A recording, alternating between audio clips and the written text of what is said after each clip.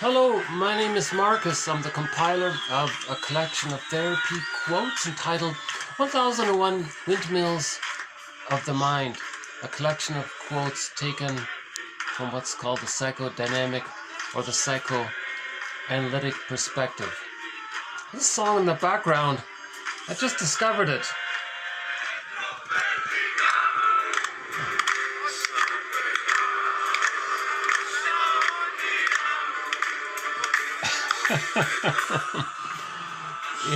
He really looks like a wise old man. He's very popular.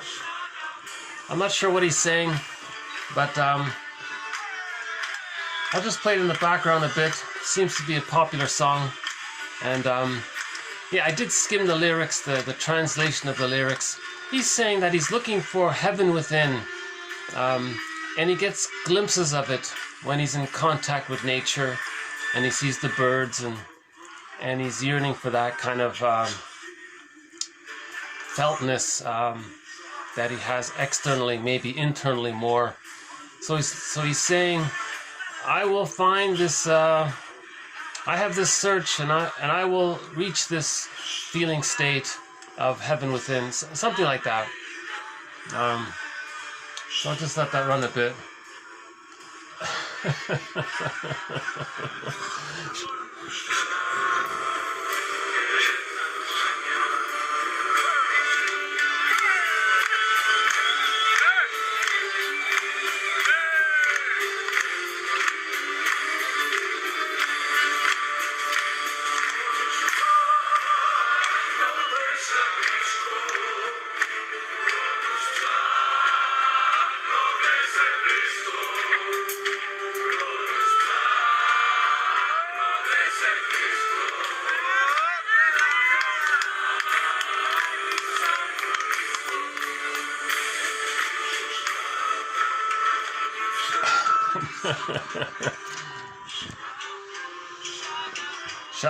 I don't know what he means. Shagamu. Maybe I will. Yeah, I will find. Maybe he's saying, I will find this heaven within. Shaga. I'm guessing. I could be wrong. In this video, we'll do TQ 2071 to 2080. Therapy quotes numbers 2071 to 2080. We'll continue by adding a few quotes on our very complicated thread on the topic, the emotion of shame. So we've done a few videos up until this point already on this topic of shame. The elephant in the room, one person said. The master emotion, another one said. It's someone called it like a taboo topic, and Burglar calls it the inner blush. This painful, burning, biting sensation within when we feel a wound to our core self, because our life force seeks to connect, and if the connections are broken, it can trigger some of that pain. But it all depends on the template of the child. If the child has a secure attachment style, he may feel disappointed, but he won't necessarily feel too much shame. But if the child has an insecure attachment style with the mother at the very beginning, and later on he experiences losses, that can trigger the original shame caused by an insecure attachment style. Right? So the last video, entitled All About Shame, I think was a pretty good discussion about this topic. Oh, there he is there. Yeah? So,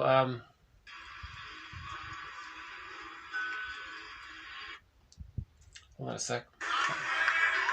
I'll play it. Yeah, there he is there. So I'll play it at the end. His name, I don't know how to pronounce that, so I'm going to have to use the Google Translator. So his name is this. Saradonis. Saradonis. Is that right? Saradonis. Saradonis. Saradonis. Saradonis. Saradonis. Saradonis. So there's the English translation. Saradonis. What about this one? Serotonis. Oh, serotonis. Well, it's supposed to be pronounced like this. Ψαραδόνης. Serotonis. But I guess we could be forgiven if we pronounced it like this. Serotonis. Serotonis. But it should be pronounced Ψαραδόνης. Serotonis. Ψαραδόνης. Okay. So, yeah, he has quite a stage presence. You know, he has quite a... he plays traditional folk songs. So I'll play that at the end again.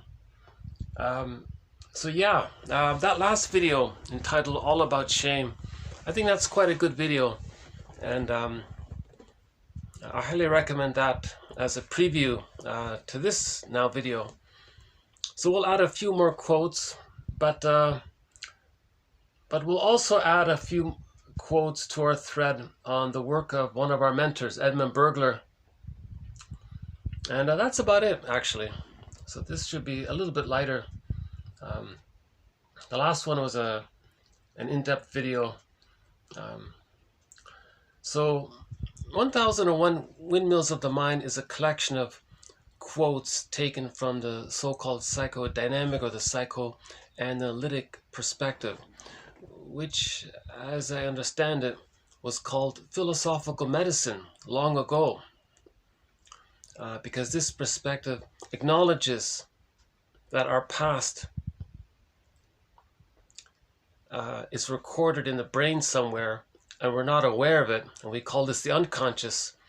It acknowledges that the unconscious can influence us in the present, meaning there's unconscious fantasies which affects our thoughts, feelings, and there's even unconscious motivation to recreate in the present something that happened in the past that was painful, with the attempt to communicate to us what happened to us in the past, because the psyche is trying to get us to be conscious of what's unconscious, right? We don't want too much to be unconscious. That means there's too much pain. Okay?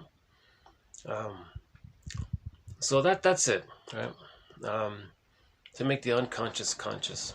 And there are various metaphors describing this idea of how we can, one is we want to heal the inner child, we want to heal our memories, we want to add meaning and understanding to our own memories, so that we can transmute or transfigure the effect of our memories. We don't change the past, but if we can be our own caring witness, then we can lay the ghosts to rest, so to speak, and then the persecutory feelings, the furies, become the gentle ones, the gentle feelings, and they serve us.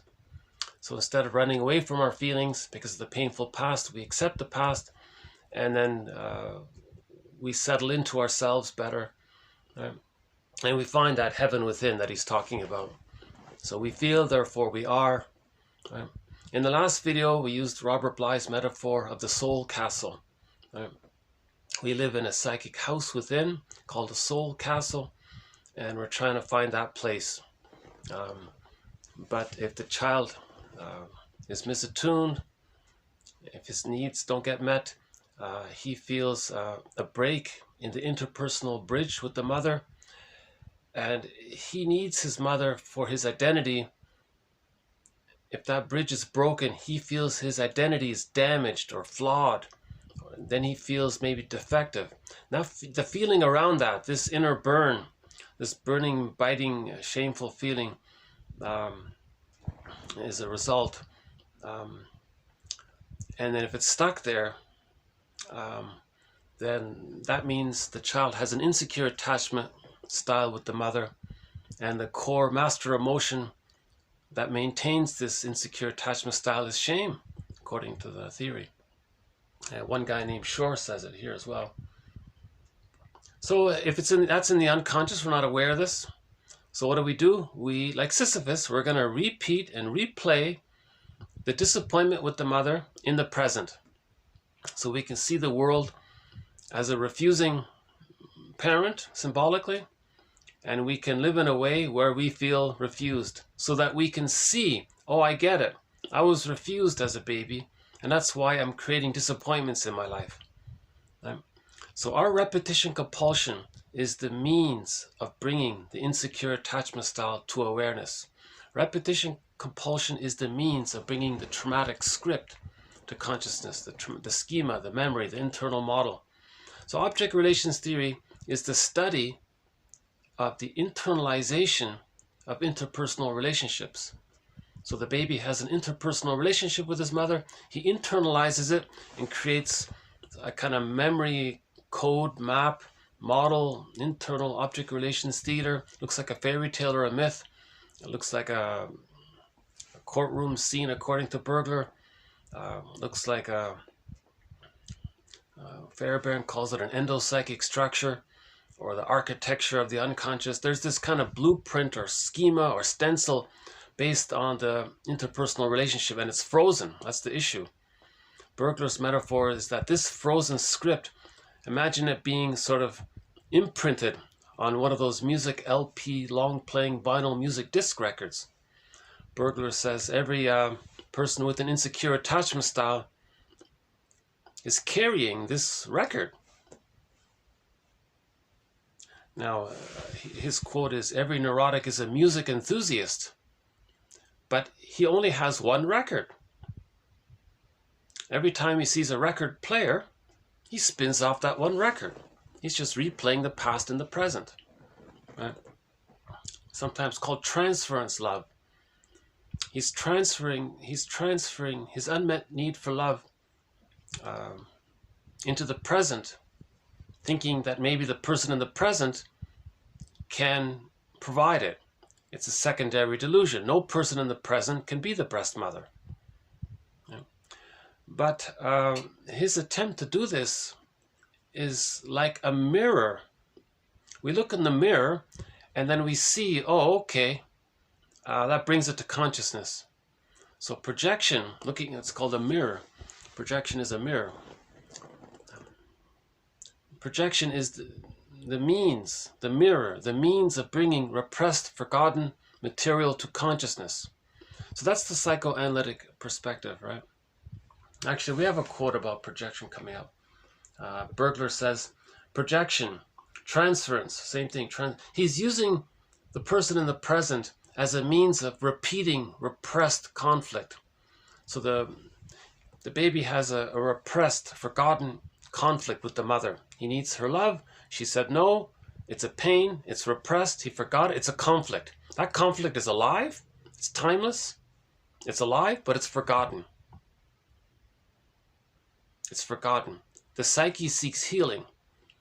So he's going to create this mirror. So he's going to get the person to replay, reenact, recast himself and others into that babyhood scene with people in the present, called transference, to see if the person in the present can be the good breast mother. Or there's what's called identification with the aggressor. To communicate what happened to him, he's going to play the aggressor, see his unloved, vulnerable self onto others, and then be rejecting towards others, to communicate that when he was a baby, he felt rejected by the mother, and it's so painful to feel that, so he adopts what's called identification with the aggressor to not be aware of it. So identification with the aggressor means repression of the shamed self. He just identifies with the aggressor and he ignores his true self.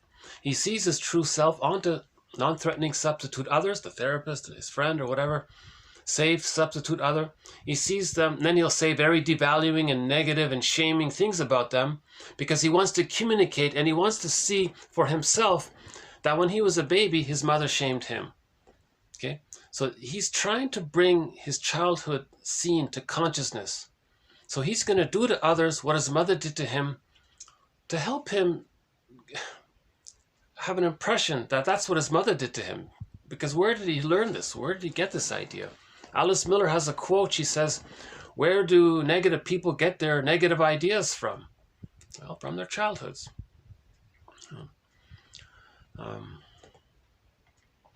So yeah, so projection. So we're talking about the psychoanalytic perspective. And Charles Burke says we want to unpick the threads of a traumatic script and use those threads to weave a new, healthier script. Part of the process is to become our own existential detective. Yeah. Now, the detective has a bag, right, with little tools and to help him be a detective. Now, in that bag is a booklet on all of the major defense mechanisms that the mind adopts to deal with anxiety, like projection, like identification with the aggressor, like repetition compulsion, it's called negative magic gesture, doing to others to communicate what was done to you. So each defense mechanism, like those, each one of them constitutes a thread throughout this series. So projection is a thread, projective identification is a thread, identification with the aggressor, repetition compulsion, negative magic gesture, splitting is a key one, Melanie Klein's theory about the different positions where we heal the splits, reaction formation, this issue of symbiosis is a thread. They're all threads. So we have 30 threads. One of the threads is this topic about shame, this burning feeling related to our identity. Guilt is more advanced. Guilt is more later on. It's more about maybe you think you did something wrong or you made a mistake that hurt the other. You're connected to them. You feel pain yourself. You feel regret. You can repair it. You can do some goodwill. You can do some good deeds. You can atone. Do some reparation, and you can work in that area, and healing can take place. But with shame, this is more about a person's felt sense about his identity.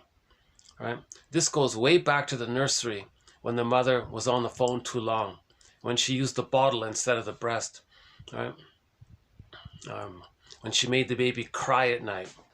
These kinds of malattunements, misattunements, these rejections, these kind of these are all very shaming for the child. Right? So in the last video, mythology has a symbol for the feeling of shame. One author says, well, imagine that hell scene. It's burning, it's biting. That's an image of the feeling of shame. Again, myths and fairy tales are metaphors for internal dynamics. Myths and fairy tales are true on the inside, not on the outside. So again, that last video, that's one of the best videos I think that's been made. I think hopefully there'll be further helpful videos. I feel like some videos might be quite helpful. I feel like some videos maybe I stumble too much, maybe it's less helpful. My hope is that overall, taken as a whole, there's more help and value than any kind of annoyance with my imperfect delivery. I stumble when I speak a little. I'm trying to feel the material myself, and maybe I'm trying to connect with the imaginary viewer as well, so I can feel connected, to people. And that's sort of on my end, where my journey is to be able to present this material according to Grice's 4 maxims. Grice says if you're presenting something, you want to keep 4 things in mind. The quality. Okay. So are you on topic? Is it helpful? Is it useful? Is the quality there?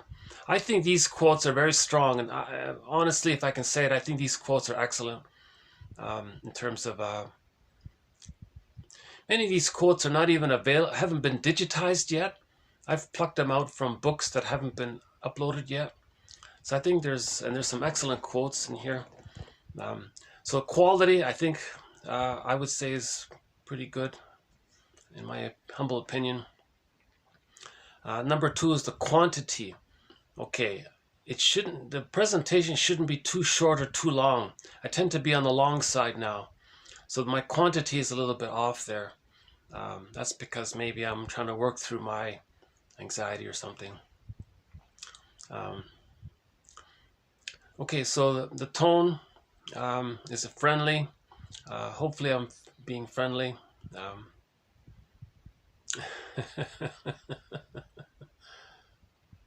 But today's weather isn't so friendly. You want to take a peek out here? Yeah, we got an unexpected snow blast here in the middle of spring, or early spring. So we're sort of in, it's April here, and we got a snowstorm today. So it's an interesting phenomena.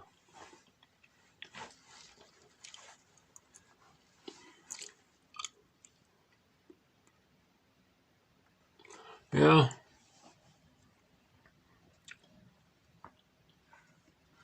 So quality, quantity, manner, and quantity, quality, relevance, and tone, right? So relevance, it's on topic, the tone, the quality, and quantity. So those are Grice's 4 maxims on communication, he said. So I'm on the journey to work towards that, you know.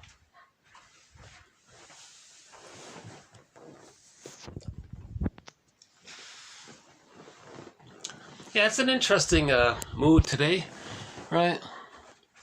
You got the trees there and the snow and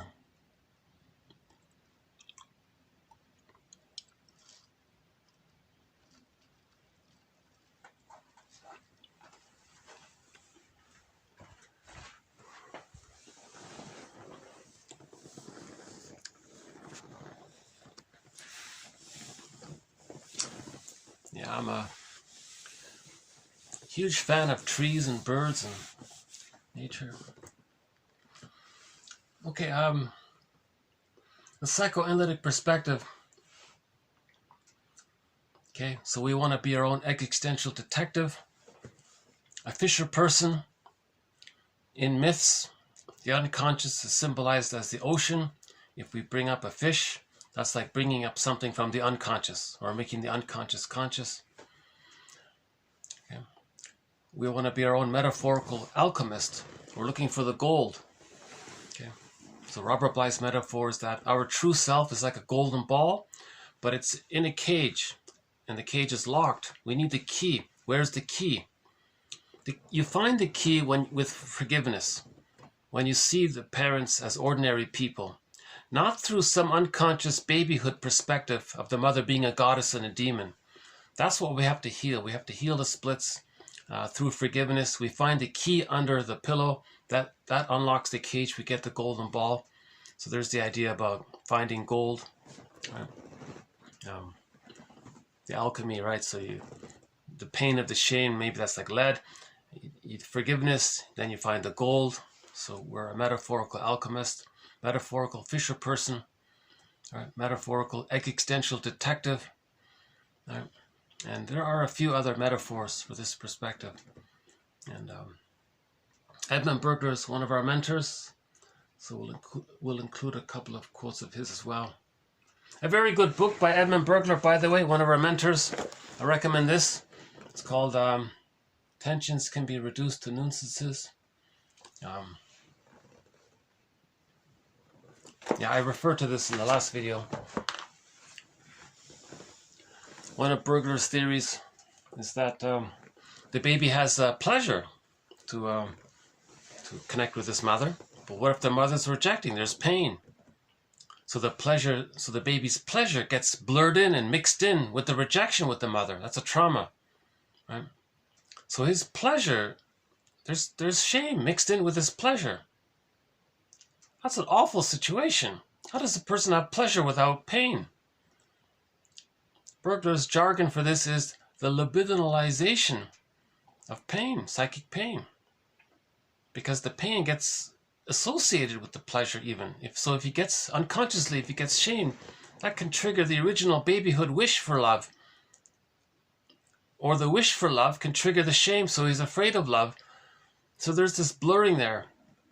So he talks about this phenomena called the libidinalization of guilt or shame or and so on, whatever term we use. He talks a lot about resolving infantile megalomania. All babies have what's called infantile megalomania up until the age of 18 months. But if the child doesn't get love, he clings to it. He can't let it go. He's holding on to it for dear life. Like he's taking refuge in that infantile megalomania. And we can see it through all of this shaming humor, dark humor, black humor, putting others down, in other words. Because then he puts himself in the one-up position. He preserves the infantile megalomania where he thinks it's all about him. Right? So the baby thinks he's a little god in the womb. This attitude continues up until the age of 18 months, called infantile megalomania. In normal development, this is the reality. In normal development, this all dissipates, right? And he's an ordinary person. He's okay, and people. So that's I'm okay, you're okay in normal development. But if he feels too much shame and he identifies with the aggressor, okay, his shamed self he sees onto others. Okay, so when something's repressed, it's seen onto others. It's called projection. He identifies with the aggressor, right? The baby thinks the aggressor is okay. All babies must think that the mother's okay, even if she's not. He has to hallucinate that she's okay, right? To feed with her. He adopts that fake opinion that she's okay for his own attitude. Then he says he's okay. Now, he believed the mother said that he wasn't okay. He's mimicking her. So he says he's okay. And he's not okay, but his wounded self is seen on others. So he says, I'm okay, you're not okay. But again, when he says, I'm okay, you're not okay, he's talking about himself seen onto others. He's not aware of it. So a person with that attitude, a person with prejudice, that's a mirror, right? That he's identified with the aggressor. That's a mirror to know that the mother wasn't emotionally available, she was misattuned, used the bottle. So again, to be the existential detective, a person can literally pick up the phone and interview the mother. Was the bottle used? You know, did you make me cry in the crib at night? Tell me about the first 3 years. Be a detective. She'll deny it. No, you got to push a little bit and get the truth. The truth will upset you free. So we have to be a detective in that way as well. Literally, if we can, with the parents. You know. So Bergler talks about this issue of infantile megalomania. One of his lines is, cynicism gratifies it. So people who are stuck in permanent cynicism, they're stuck in taking refuge in the infantile megalomania. Right? They've identified with the aggressor. So their cynicism is code for creating this mirror for them to see, but they're not seeing it, but they're unknowingly creating this mirror for them to see how they were treated by the mother. They're treating others the way they were treated, and they're doing it for them to see how they were treated. This is the psyche's innate drive for healing. He's going to do to others what his mother did to him, for him to see what his mother did to him, so then he can be his own detective and look at the true source. That's called true assertion, where he looks at the cause of it. He's going to stop blaming others. He's going to stop doing to others. Okay? So now he's taking responsibility. It's called the moral revolution. Wilson calls for the moral revolution where we heal ourselves. But being like Sisyphus, that's part of it. If in the sense that you're creating a mirror for yourself to see what happened to you. Through your behavior, you're showing what your childhood was like. That's the mirror. See? So Bergler talks a lot about how people are constantly doing things to preserve their infantile megalomania. Right? Yeah. Those are two of his concepts, but he's got hundreds of concepts, I would say. 24 books, 300 papers. Okay, why don't we just begin here? So back to shame. Back to shame.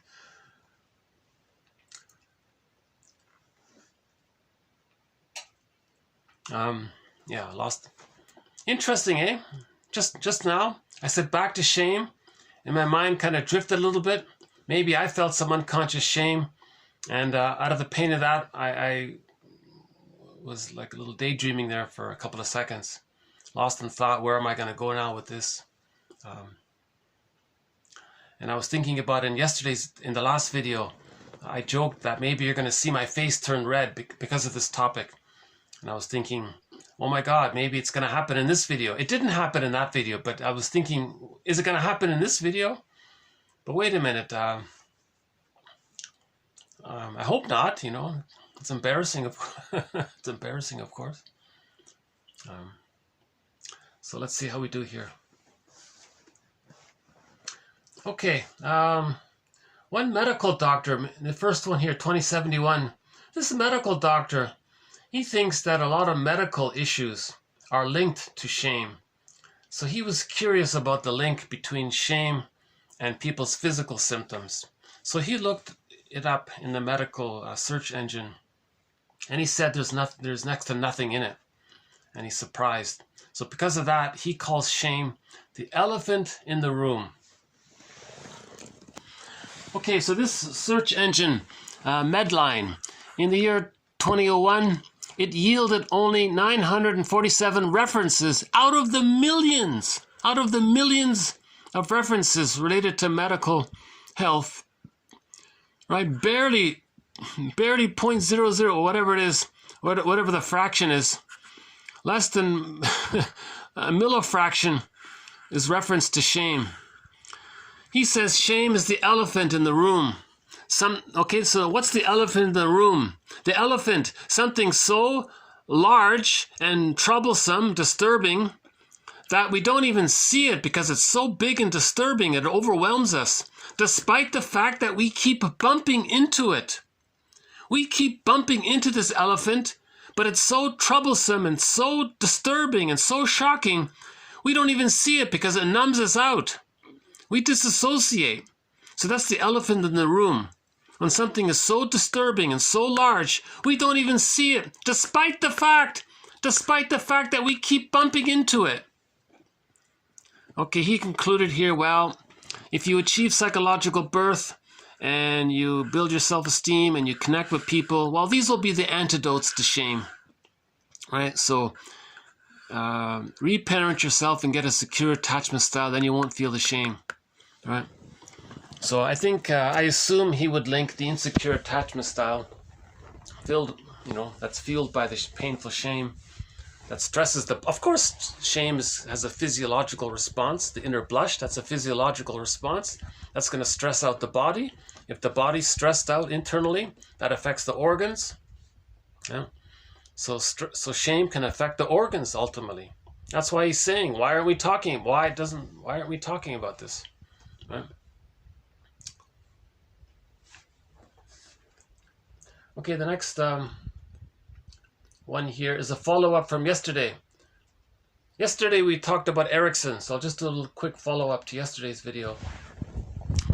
Okay, if denied the gradual and well-guided experience of the autonomy of free choice, or if indeed weakened by the initial loss of trust, the child will become obsessed to repossess the environment and to gain power by stubborn and minute control. Such hollow victory is the infantile model for compulsion neurosis. It is also the infantile source of later attempts in adult life to govern by the letter rather than by the spirit. Okay, so for further information about this, check out last video. I spent some time on Erikson's model. Yeah. First, every baby is born with original faith, original trust. Okay, so he starts off with this original trust. If it gets damaged and it leads to mistrust, if the baby experiences mistrust from the mother, that leads to shame. The mistrust leads to the shame.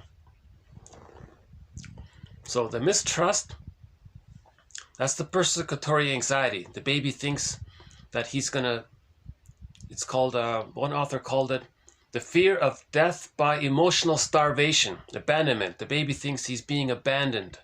Emotional starvation. The baby thinks he's gonna die because of emotional starvation. So the image of this is the furies. Persecutory anxiety. The baby feels persecutory anxiety. In the Munch painting, that's the scream, or the furies in the story of Orestia. Right? And then, after that, that then moves into, the result of that is the feeling of shame. Okay, so again, that's the hell scene. Yeah. So now he's stuck in this hell scene in his unconscious, this burning, biting inner blush. He's blushing. Imagine living with a blush all the time, this painful feeling of blushing. Imagine having that all the time, but inwardly. Okay, so that's and a person stuck there with this shame, right? As a defense mechanism against the persecutory anxiety. So actually the shame is a mask over that earlier pain of the fear of death by emotional starvation. But let's just go with the shame first. Now this shame, how is the person going, what's the person going to do about it? Erikson says he's going to want to recreate the environment, in his environment, some symbolic good breast. So he wants to control the environment. So he'll become very obsessive about little things constantly. Every little trifle can trigger him because he wants to get something hyper perfect, because he wants to find something that's meant to be as good as the original breast. But it cannot be done. That's a one-time deal. You cannot go back and try to still recreate that. But that's what the person's trying to do. Now, the person trying to micromanage everything in a hyper-obsessive OCD way, that's a mirror for the person to see that he's living with shame. So OCD is a symptom of the shame. But his positive intention of this this micromanaging kind of control freak behavior, I want to control every little thing outside. He's trying to control the environment so much so, right? Let's say it's a relationship. He wants to henpeck the partner, control the partner, henpeck them. There's that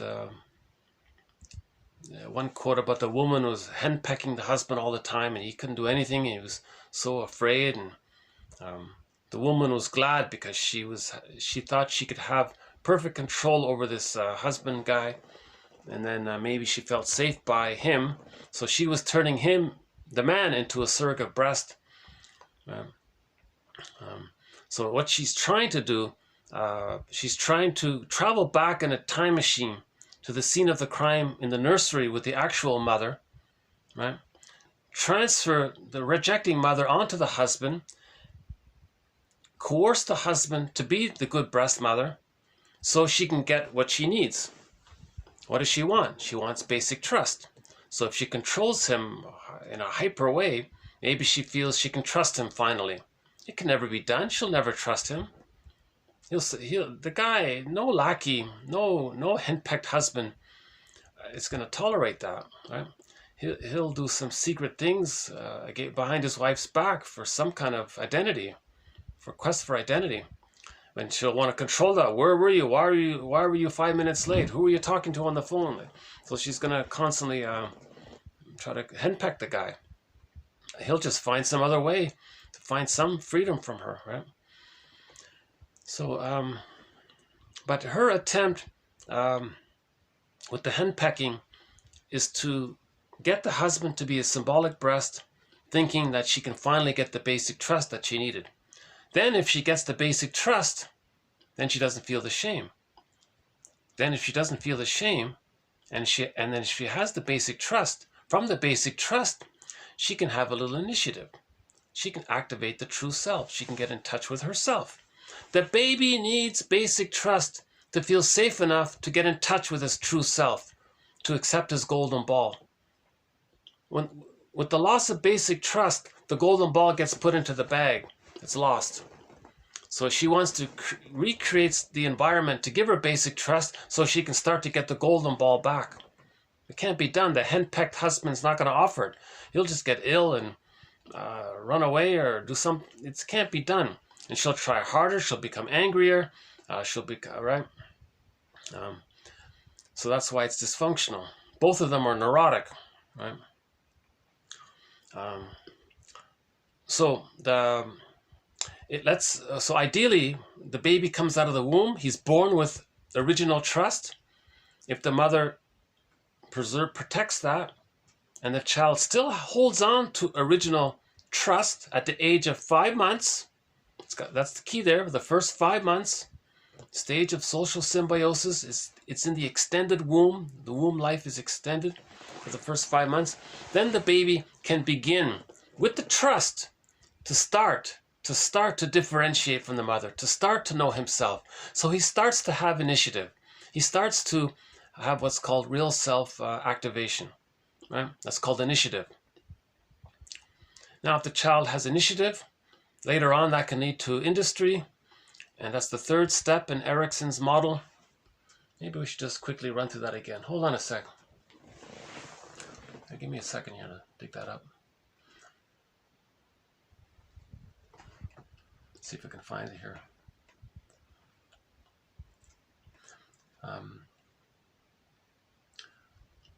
Yeah, sorry, I wasn't planning to redo this one, but in the last video, I recommend the last video. But just quick, okay, here it is here. Okay, so again, Erikson's model called the 8 stages of development. Okay, so the baby, the baby comes out, he needs basic trust. But if the mother's misattuned, malattuned, on the phone too long, right? If the baby's removed from the mother, wrapped in a towel, and the nurse gives them a plastic bottle with some powdered stuff, oh my God, mistrust. The baby doesn't trust his mother anymore. Right? So if he's stuck with mistrust, that's the shame. That's going to lead to the shame. Okay? So now from the shame, he's going to micromanage his partner. She's going to henpeck her husband, trying to go back, okay, to get the basic trust, thinking that if she can get the basic trust from the husband, maybe she feels safe enough to start to know herself.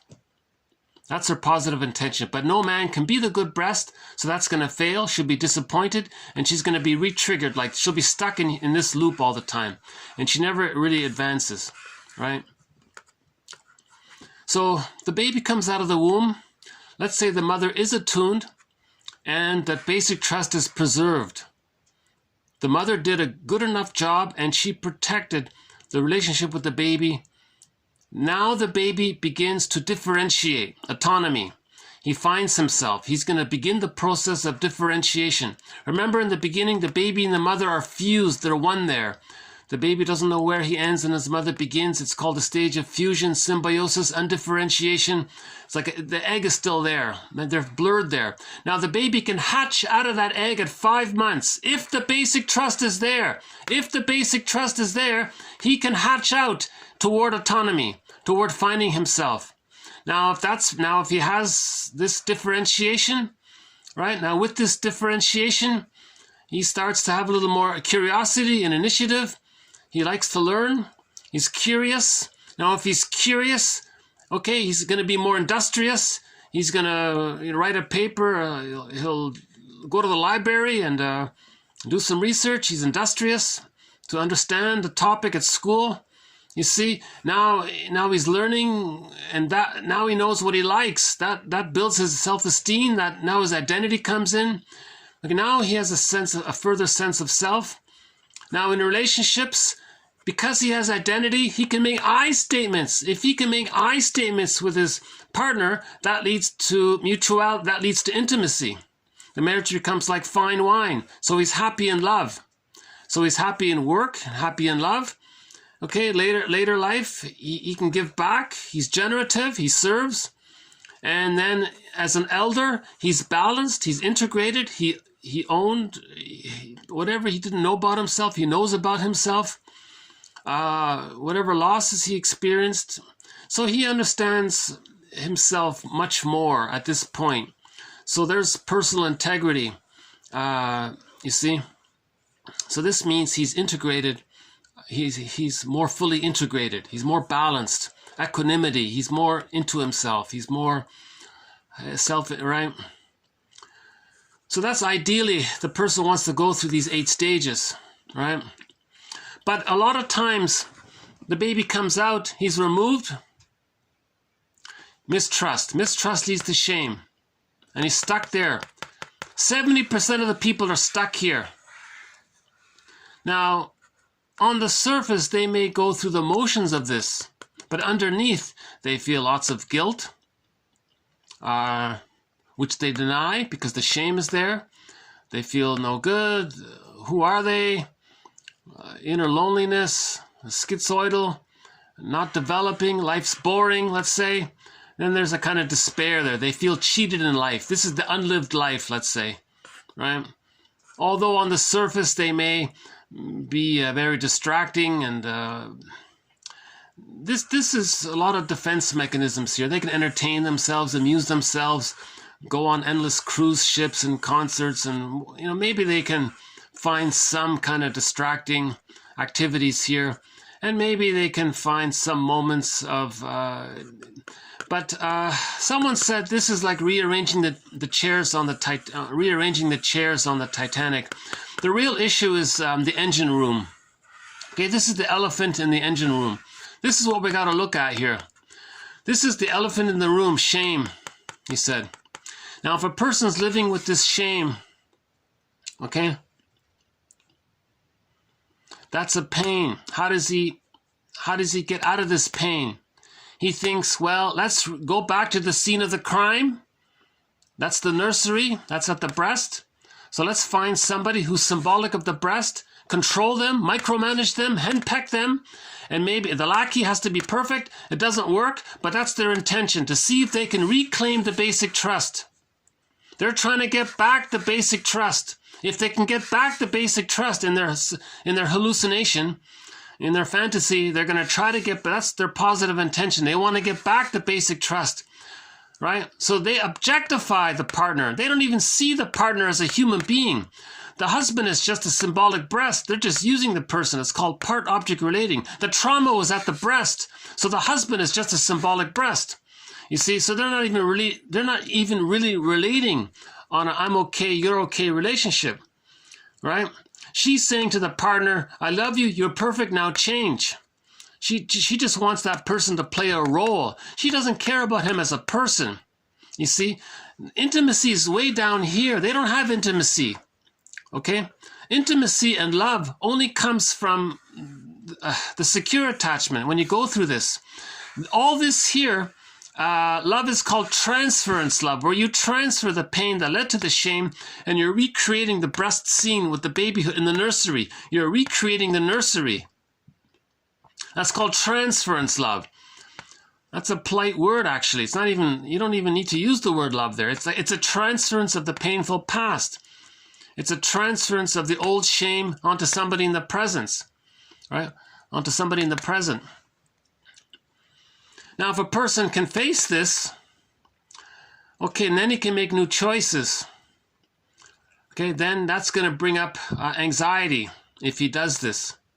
Now, if he can face the anxiety, right, then maybe he can start to accept, he can give himself some of this. So when you build self-awareness, you're giving yourself basic trust. When you give yourself basic trust, then from your own basic trust, called self-reparenting, then you might have a little more differentiation. You get to know yourself. Now, as you get to know yourself, then maybe you can self-activate more. Okay, and then you support yourself. This is a scary time here. All of these old emotions are going to come up. You got to tie yourself to the mast. Okay, so in the Odyssey, you got to tie yourself to the mast, right? Orestes, you got to say no to this. You got to say no to the rejecting mother, right? That's a metaphor for that. You got to tie yourself to the mast. Resist the temptation to go back to this painful cycle. So with the initiative, okay, now you're building new confidence. This is called the second journey, where you're healing yourself, where you're going through this now yourself at midlife. So you're going to give yourself this at midlife, what you should have got during the first 3 years with your parents. But many homes are dysfunctional, and many children don't go through this. So you got to go through it for yourself. It's called self-reparenting, right? And then once you get to know yourself, you find your golden ball. Once you find your golden ball, then you can make I statements. I statements, you know, darling, when this happened, it reminded me of this. Okay, and she says, yeah, when that happened, that reminded me of that. Okay, now you're having intimacy here. You're sharing your vulnerability. That builds intimacy, right? The marriage becomes like fine wine, right? It's a lot of pleasure in the loving relationship. The affection is there, tenderness is there, the trust is there in the relationship.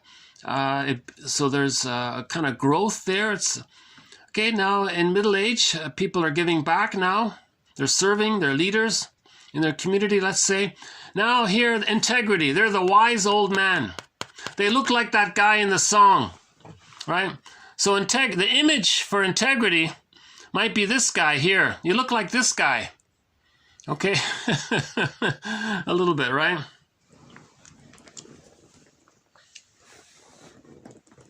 I don't know anything about that singer, but maybe he has some of that authentically. Maybe he does have some integrity in his music. That song, I'm not so sure. See, now I wonder, because that song says, I'm looking for heaven. Okay, now that song, maybe, I don't know, no disrespect, but if I understand it correctly, one interpretation might be he's looking for the basic trust. A lot of people late in life can still be looking for the good breast. The baby at the good breast, that's heaven for them, right? Blissful state, right? The oneness there, that's the heaven, right? One version of it. I'm not sure. Or maybe he is a wise man who has a repertoire of songs that he's including that one. I don't know. So, yeah, so back to that quote by Erikson. Okay, so given the context of what we just discussed, let's go back to TQ 2072. If denied, the gradual, well-guided experience of autonomy means the baby couldn't differentiate. He couldn't leave the orbit with the mother, the fusion with the mother.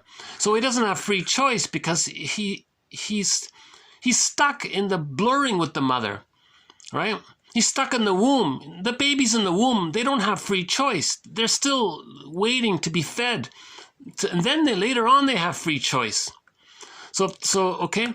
Now this can be weakened by the loss of trust. That's what we're talking about. The loss of basic trust. The loss of basic trust means he's still stuck in the womb.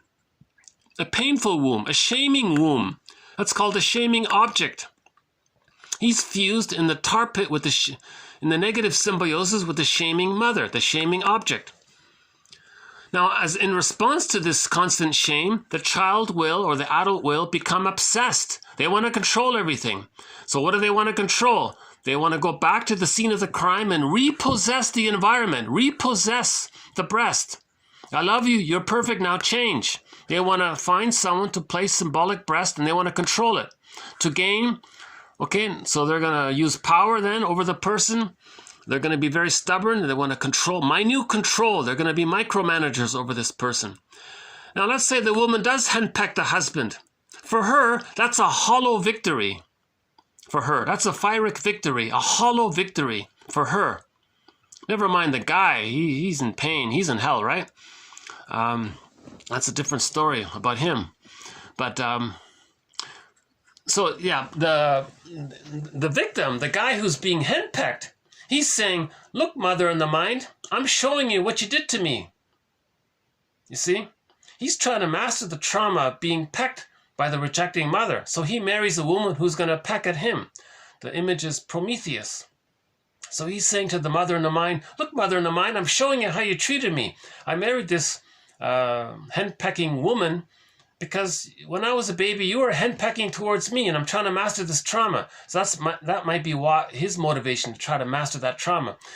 And his attempt to master that trauma is to show her up, to tell the world how bad the mother was, right?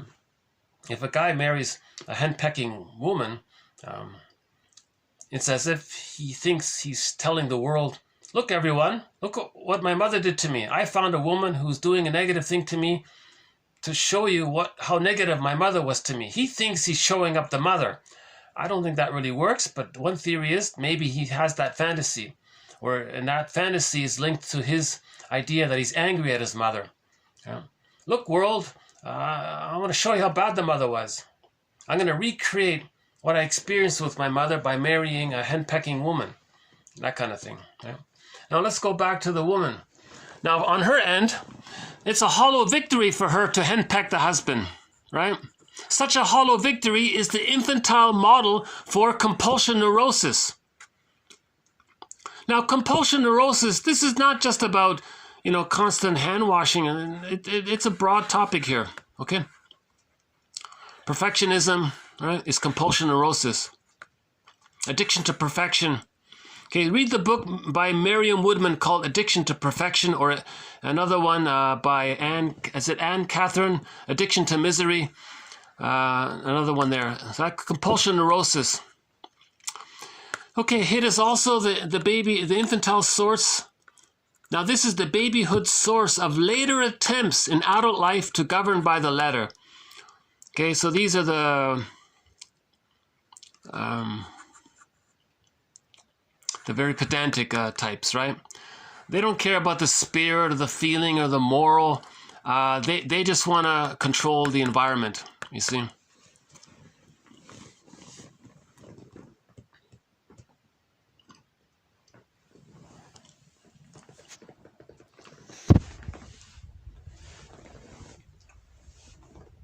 I don't know, maybe that henpecked husband can say something like this, to the wife. Are you seeking a level of safety where you can feel that the universe is a friendly place? The guy will say, what do you want? I'm trying my best. I'm doing everything you want. It's never enough. Greed is insatiable. Her greed, her hate, her shame, that's an open wound. But the positive intention is, if this henpecking woman can see her behavior as being henpecking-like, she can say, wait a minute, what's she doing? She's creating this mirror. In this mirror, she has an image of the henpecking right? That's how she felt with the mother. Every time the mother was misattuned and rejecting, she felt this painful, repetitive, stinging feeling. That's like the pecking feeling. So she can say, oh, that's how my mother treated me. She can say that to herself. Now she has somewhere to go. Now she can begin the healing journey. Once she looks into the mirror, she can begin the healing journey. In one story, it's picking up the golden feather from the firebird in the forest. And then you're beginning the journey, because the golden feather from the firebird, that feather comes from the firebird. The firebird, that's the morning. And the firebird's in the egg, but it's in a basket. The basket's missing. So we're looking for the basket. So we're on the second journey to build the basket. Building the basket, again, the poet says, psychoanalysis, looking for an egg in a basket that's missing. So building the basket, that's giving ourselves basic trust. We lost the basic trust. It's not our fault. It's nobody's fault that they lost the basic trust as a baby. Of course not.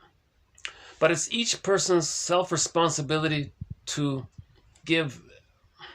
heal themselves. That's called the moral revolution, to heal ourselves. All right? The Know Thyself movement, the self-awareness movement, the self-reparenting movement, the mythopoetic movement. Bergler says, you're responsible for that bag. Robert Bly says, that's the goal. You got to get the golden ball. It's locked in a cage. You need the key. So you got to find the key. Where's the key? It's under mother's pillow. But there is no mother's pillow. You got to create it. That's a symbol for seeing the mother as a circle. A pillow is a round circle. You want to see the mother as an ordinary whole person. That's a round. Then you, okay, not as a goddess and a demon. That's splitting. So you want to bring the two split images of the mother together. That's called facing unconscious ambivalence. A lot of people don't want to face unconscious ambivalence because the painful side is way too strong. The shaming, painful side is way too strong that we deny. We only hallucinate that the mother's a goddess. And religion promotes this. Religion promotes shame because they say to you, okay, welcome, put your money in the basket. Now in the sky there's this big breast and you can fuse with it and be one with it. You feel better? Good. Put the money in the basket. They want you to deny. That's promoting the splitting. They want you to deny the reality of the shaming side. They don't want to bring it together. They're promoting splitting. That means you're promoting shaming. Right? Now, if you're promoting splitting, you're promoting projection because one side gets seen onto the other. The shame, the rejecting side of the mother is seen as a succumbus, they said in the last video, succumbus, this devouring demon monster, witch woman, right? So the witch won't eat me, that side of the mother. The baby has archaic thinking, primary process thinking. The baby thinks in images. The baby doesn't see his mother in his memory system as a person. The baby thinks the mother's a goddess or a demon. Okay, so the baby's bonded to the demon. He denies it. He hallucinates that he's bonded to the goddess. Religion says, oh, just keep bonding to the goddess. That's it. Keep the splitting. But healing is, you got to bring the two sides together. The mother is just one person. She's not a goddess or a demon. Church says, or the religion says, no, just keep on using this babyhood way of thinking, goddess and demon. Right? Don't look at the two sides. Keep it separate. No, healing is you got to bring the two sides together. Every story has two sides. The mother has there's two sides to the mother. Sometimes she was loving. She would have been more loving if she could. So there's a positive side to the mother. And the reality is she was, in the case of splitting, the reality was she was more emotionally unavailable or misattuned than attuned. That's why the splitting is there, because she was more painful than loving. Now, for the healing journey is to bring the two sides together through our understanding, through forgiveness, through seeing the situation, recognizing that she was stuck in her dilemma. She was trapped in her dilemma.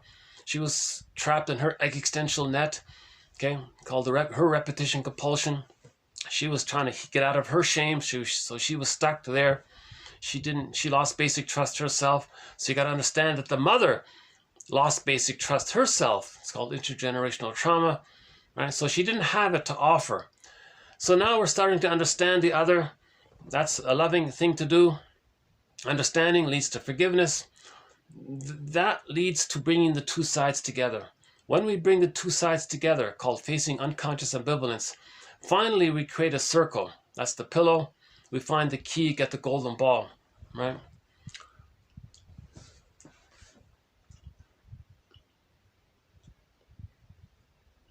Yeah, so it's ironic that religion is there to not heal.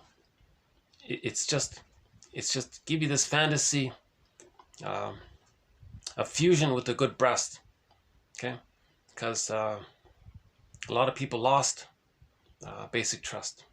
It's part of the plunder system to create this splitting in order to plunder, to create the us and them to have the plunder. I won't go into it here, but we have a thread on the psychology of prejudice, and there's a sub-thread to that main thread called the sociological factors that lead to prejudice, and there's a sub-thread to that sub-thread called the psychodynamics of religion, which is a part of the sociological factors that contribute to prejudice, you see. So when the plunder system was born 10,000 years ago, okay, so just very quickly, for the theory is for 150,000 years, when Homo sapiens evolved out of Homo bodoensis. So one theory is that humans evolved out of Homo bodoensis. Homo bodoensis was on the earth for 1 million years. For 1 million years, we were this guy. see, do we still have it? According to one theory, for 1 million years, we evolved from this guy, right? So meet Homo bodoensis. We evolved from him. We used to be like him, right? And then when he developed the cortex, okay, then that's the evolution from Homo bodoensis to Homo sapien. Okay? Now, when we were Homo sapiens, right, for 150,000 years, Homo sapiens gave their babies a secure attachment style. I'm assuming Homo bodoensis did it as well because they were around for 1 million years, right? And now we evolved. Because of the love and the safety, we evolved. Maybe that's why we evolved, right? I'm not sure. Or maybe for some other reason we evolved. Maybe we're learning and we need to... Maybe because of the weather, we felt a need to evolve. For whatever reason why we evolved into Homo sapiens.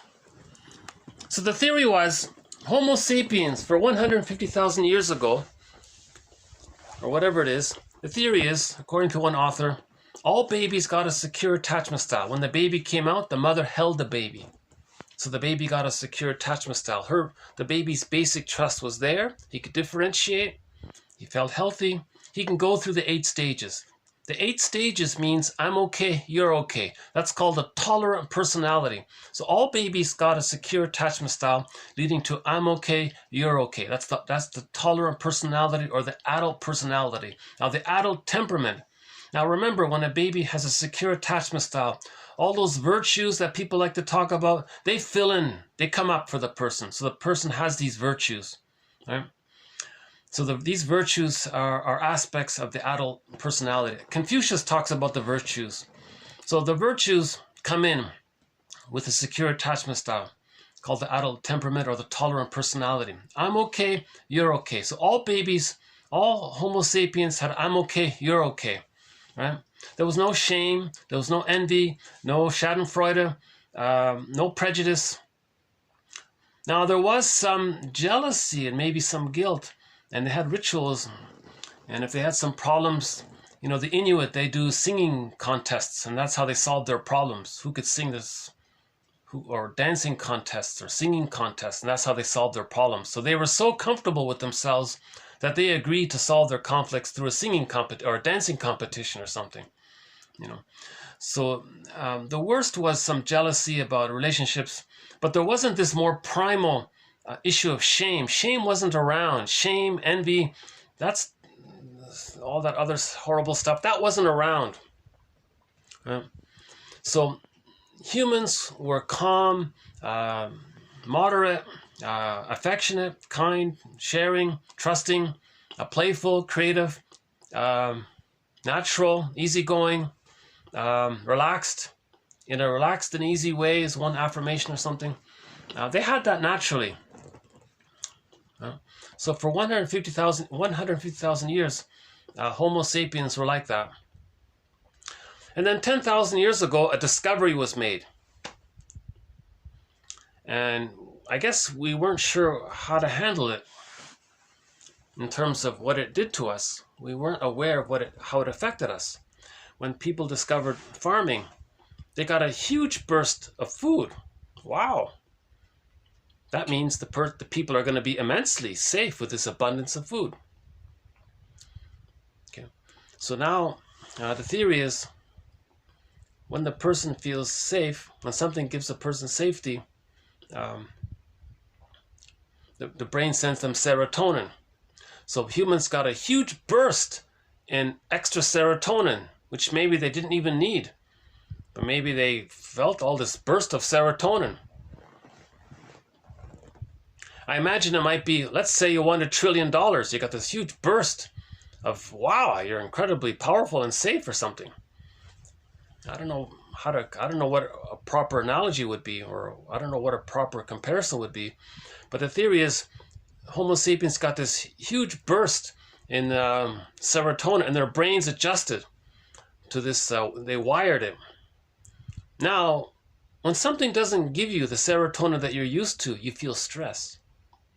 So 10,000 years ago, maybe there were weather problems and the people panicked. At that moment, they said, oh my God, we got to plunder and pillage. The farms have to expand. We got to more agriculture and so on. Yeah. Now, in order to pillage and plunder like that, out of the panic, you don't want to, but people are kind to each other. You don't want to order someone to do something against. That's not natural. It's not our temperament. But people panicked. So out of the panic, they ruptured the bond the baby has with the mother by removing the baby from the mother. That shamed the baby. Now when the baby's shamed, he's going to identify with the aggressor. He'll think he's okay and others are not okay in compensation. To not feel the pain of being shamed, he'll be the aggressor. Now if he has the aggressor mindset, he'll think that he's not okay and others are not okay. Once again, when he says others are not okay, he's talking about himself. That leads to so repression leads to projection. That's the prejudiced personality. So the prejudiced personality was born with the birth trauma that people created.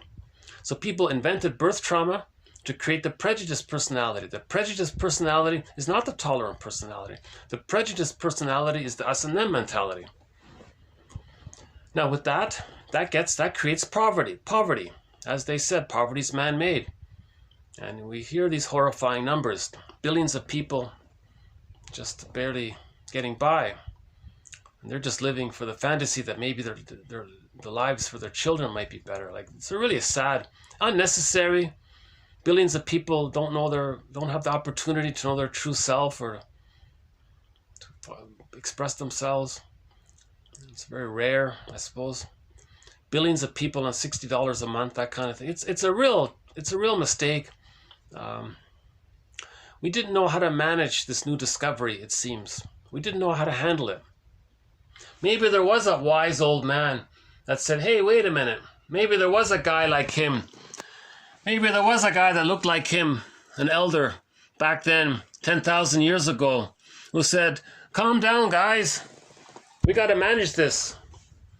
You know, we got to figure out how to be balanced here. Let's not lose ourselves. Let's not lose our humanity by this new discovery.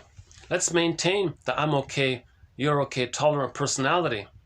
Maybe we got to moderate ourselves here and manage this. Maybe people I don't know, it's a mystery. I don't know what happened there. So people ignored the elders, let's say, out of the panic. Maybe there was some kind of ice age or something. I don't know. Okay, so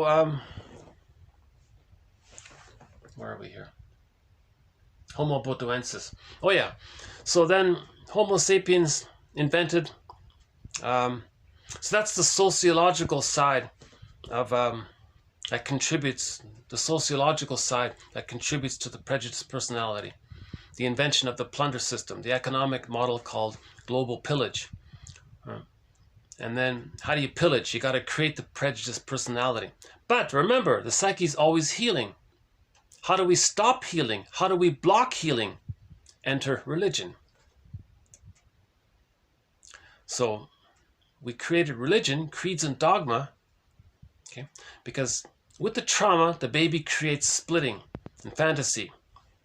Religion says, let's fuel it. Let's keep them like traumatized babies. If we keep people like traumatized babies psychologically, that'll preserve the prejudiced personality, right? So religion preserves the prejudiced personality. Religion is there to promote and entrench the prejudiced personality because the main motif in religion is splitting. Goddesses and demons, and they're kept apart. They don't tell you that religion is based on fairy tale and mythological motifs, right? We created these motifs for healing. So they co-opted healing motifs, right? They don't tell you that fairy tale and mythological motifs are psychological patterns. Myths are metaphors for internal dynamics. Religion co-opted them to not make you aware and not to use it for healing, not to make you unaware. It's the opposite. right? So they're saying, hey, you have this psychological pattern of splitting. Don't be aware of it. In fact, put your money in the basket, and I'll not make you aware of it by getting you to focus on the breast in the sky, and you fuse with it, and you feel better. Put more money in the basket, and come back next week, kind of thing. So religion is a kind of a gimmick, I guess.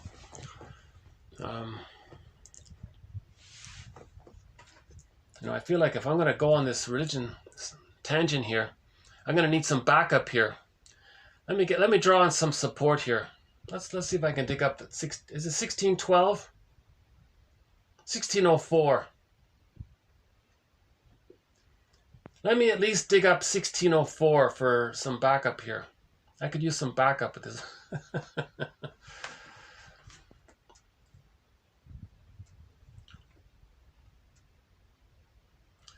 If you look up quote 1204, that explains it. The quote by Haas. We have a very good quote by Haas. If you look up TQ 1205, we have a quote by Stanger.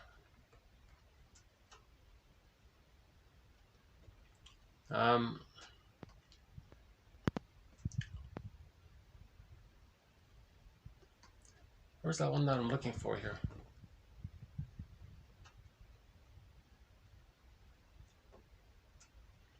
I guess I'm starting to feel a little embarrassed because I'm not finding my my quote here. Hold on a sec. I thought I had it here. Oh yeah, here it is. 1203. I think this is one of the key quotes here. Let's just quickly do 1203. But those other ones by Stanger and Haas, they're very good. So just a reminder about this religion one. Okay, religion is for those who are afraid of hell, meaning shame. Religion is for those who are afraid of shame. Spirituality is for those who feel it. Spirituality is for those who have been there. They felt the shame. The purpose of religion is to prevent you from having a healing experience. Religion is regarded by the people as true and by the rulers as useful.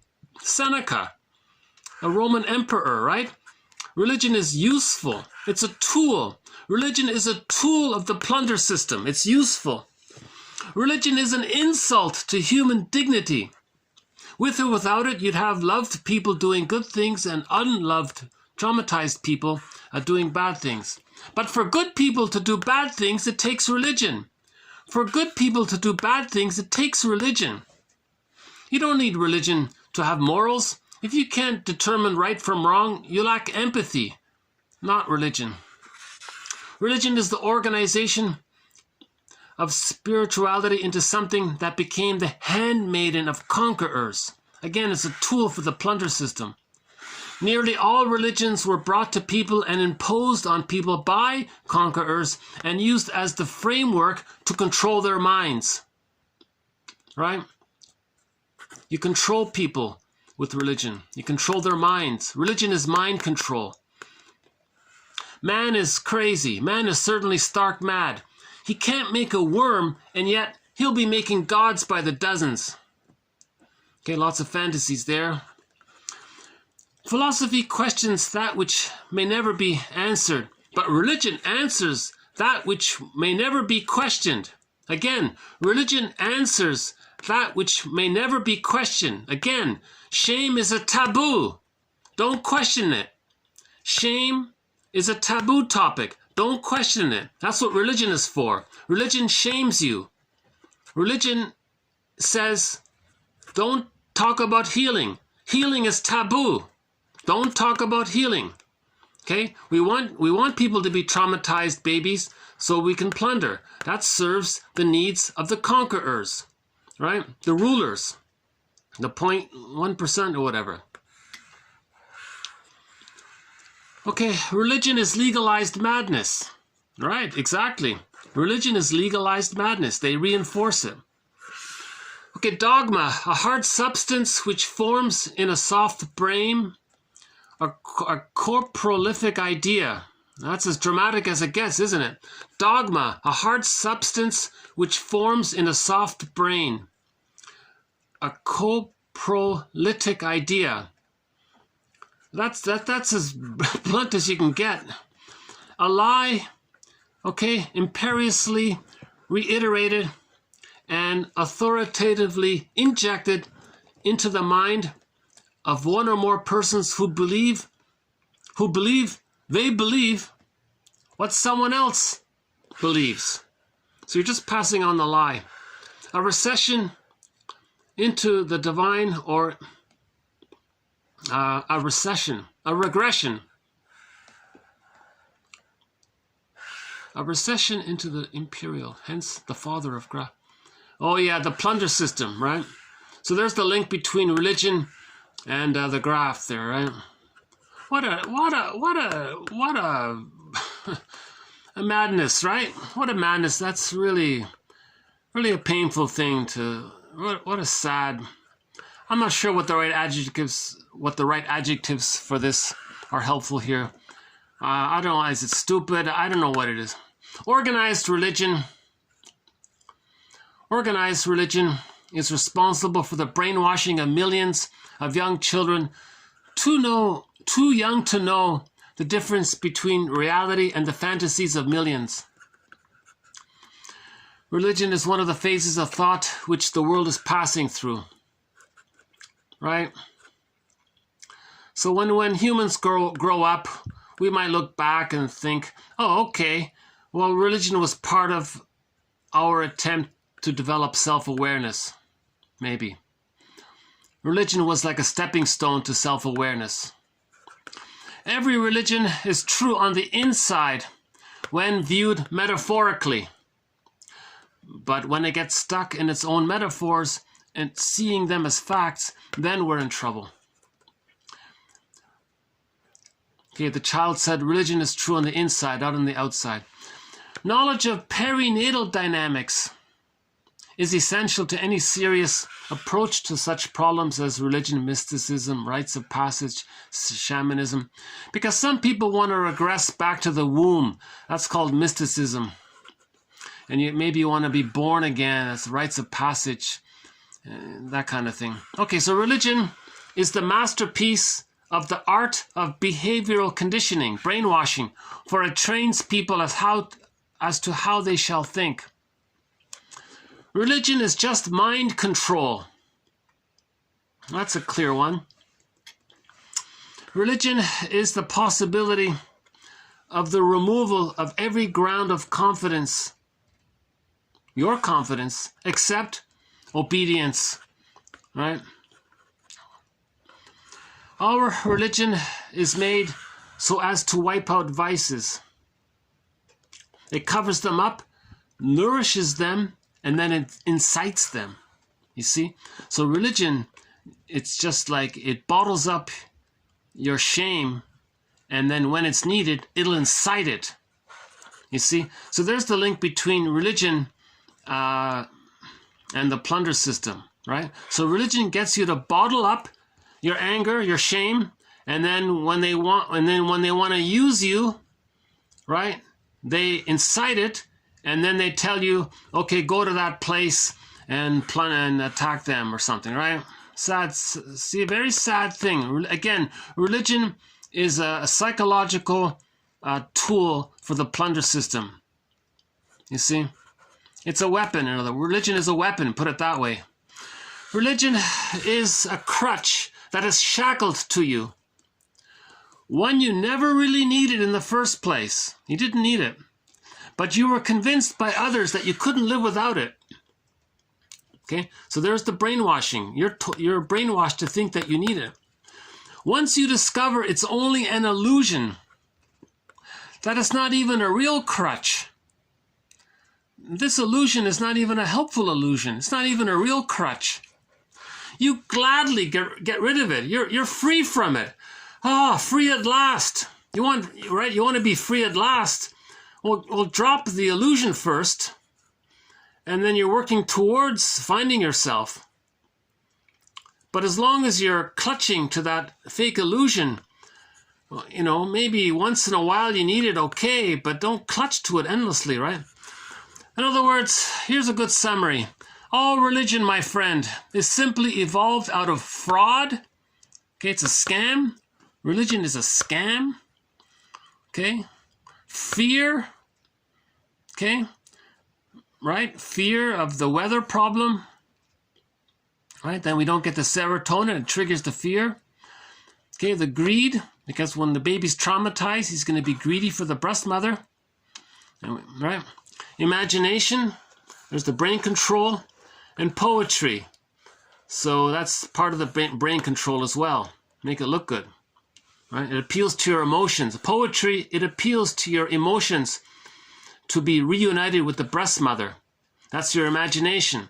So the poetry is used as a tool for your imagination to be reunited with the breast mother. Okay, because you have unconscious greed out of the fear. Okay, and this is all a fraud.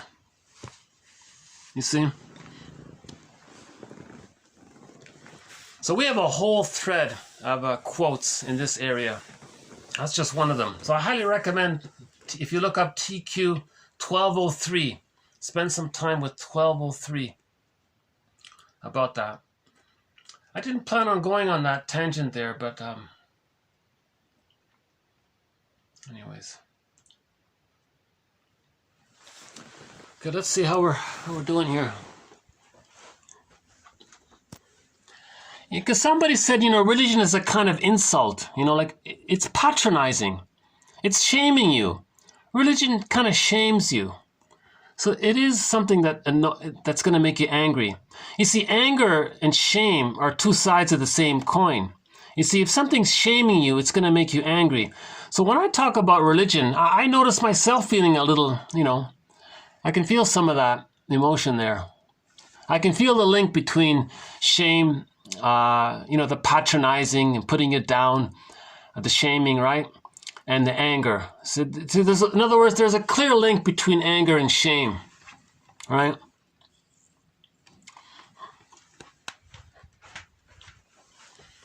Now, I'm not talking about the victims of the plunder system. Now, the victims of the plunder system, they're devastated. So it's sort of a last desperate ditch effort to feel some relief. So they use the same religion, ironically, just for the one day things will be better kind of thing. So let's not talk about the victims of the plunder system. I personally feel sad when I see, you know, indigenous people singing, you know, Christmas jingles or something. Like, oh my God, like you see, they're so traumatized by it. They're accepting. You see, they're identifying with the aggressor, you know. Indigenous people have a spiritual tradition. Yeah. It's not based on compensating for shame and putting others down. It's not based on splitting, you know. And some indigenous people are trying their best to protect it. But the plunder system is damaging it. They don't want people to be healed, right?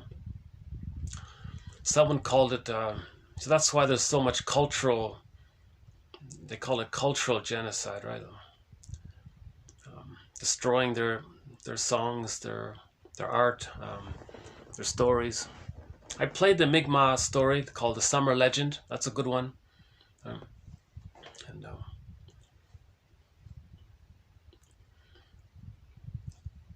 And there are a variety of ways. If you stress the people out, you know, it's not enough. Their rituals weren't designed to deal with. The rituals of I'm okay, you're okay, is just to deal with mild anxiety. Their rituals aren't there to handle the more severe trauma that came about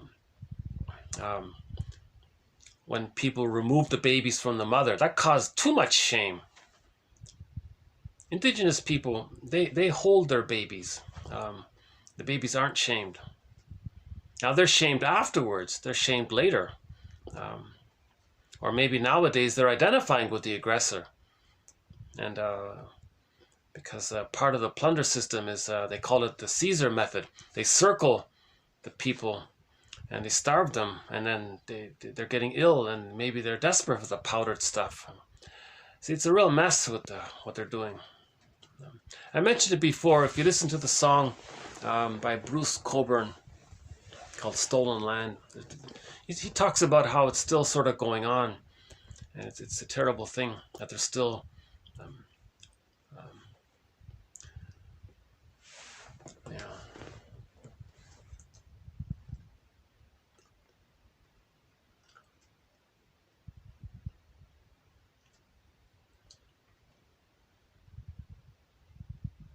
See, I feel some shame to see that others are shaming others. It's like we're all connected. Like, well, then you feel angry by seeing that happen.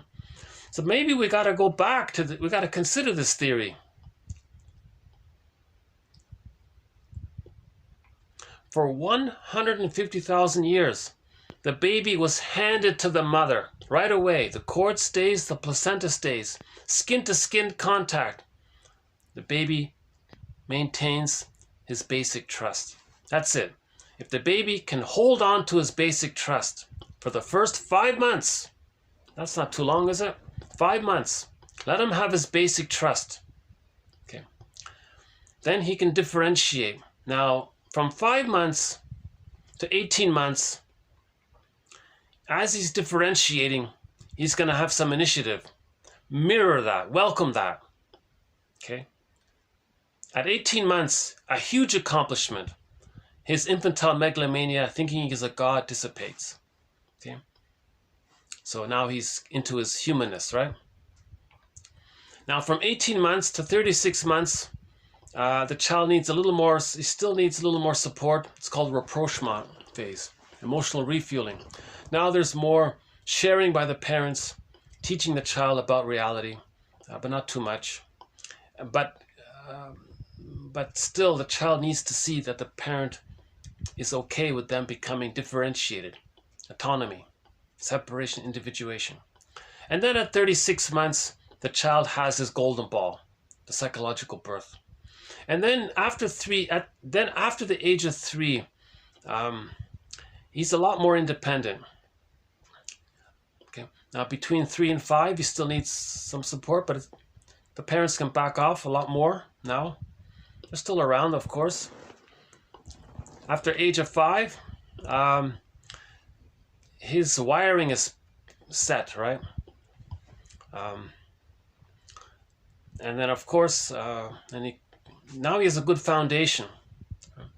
He has a very good foundation to go through life, and he'll be fine. As long as you build a foundation, he can build a house on that good foundation. Right?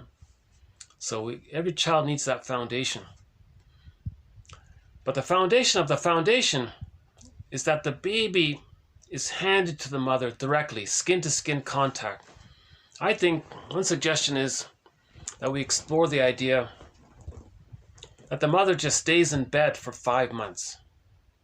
The baby, skin-to-skin contact, sleeps on the mother's body on the front, and the baby has immediate access to nursing as he needs it, according to the baby's wish. The mother makes herself super comfortable. The baby sleeps most of the time, right? Now, by the age of 5 months, the mother will know that the child is a little more starting to know that he's himself.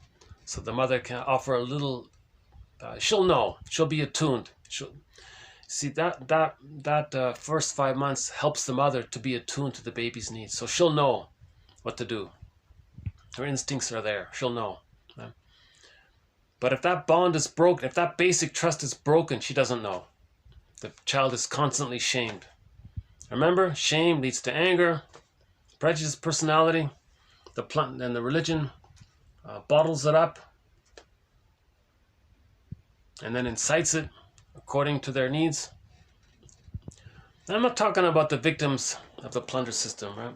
We're talking about how religion is used to brainwash people to facilitate the plunder system.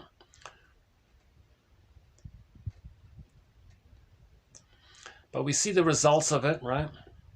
It took billions and billions of years to create this amazing planet, like that documentary says, Earth might be very unique because we're just the right distance from the sun. Not too far from the sun, not too close to the sun, just the right distance for water to appear, right? And then all life came from that. It took billions of years. So the documentary is called What If the Earth Were Unique? And in that 70s sitcom, I remember in one episode of WKRP in Cincinnati, Les Nessman, he was a very neurotic guy. He was the newsman there for the show. He actually gave a little segment on his reporting that the Earth is very unique and we should treasure it. And the indigenous people are constantly, endlessly beating the drum, telling the world, the Earth is unique, it's precious, take care of it, it takes care of us, right?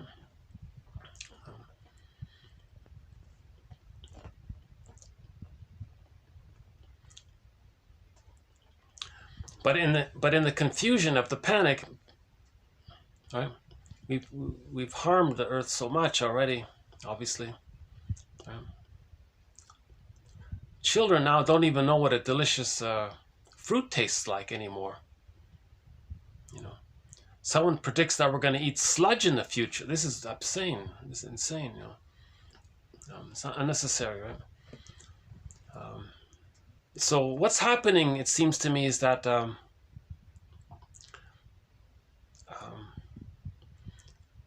there's something going on to help us to be aware of ourselves. Okay, projection is the means of bringing painful, repressed material to consciousness. Right? We're trying to get back to I'm okay, you're okay. Right? If we're stuck at the first and second stage of Erikson's model of development, if we're stuck there, something is trying to get us to unstick us, right? To lift the anchor on arrested development, to allow us to move through the developmental stages, so that people at the end of life are elders, not curmudgeons. Someone said there are too many, he said more olders, he meant curmudgeons, more olders need to become elders. Yeah. So there's something going on, and the idea is to participate in us becoming conscious of ourselves. Yeah. Then we can feel better. Then we can return to I'm okay, you're okay. We're born to become an adult. Yeah. Born to become an adult. It's natural development. Right?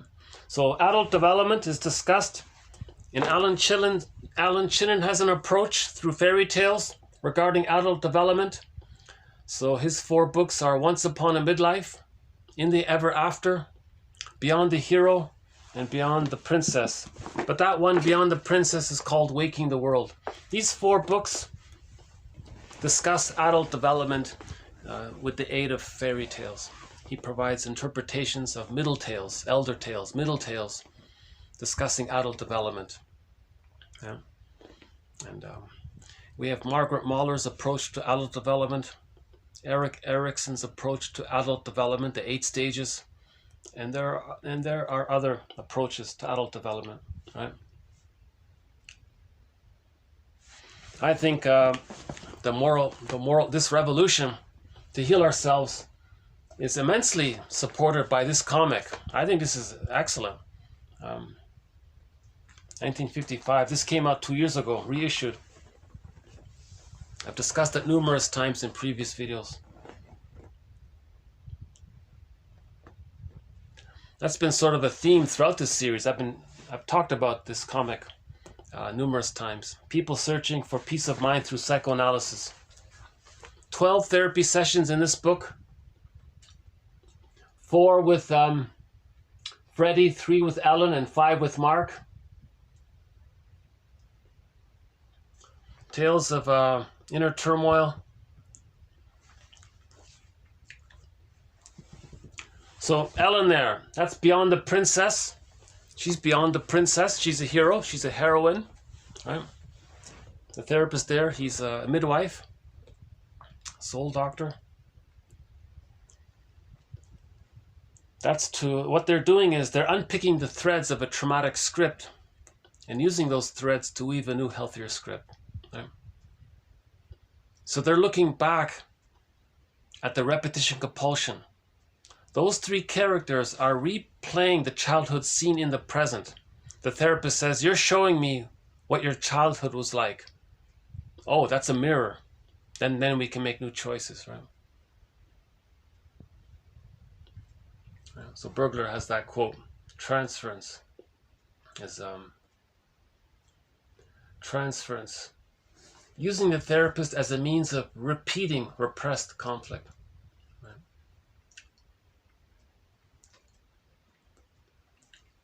So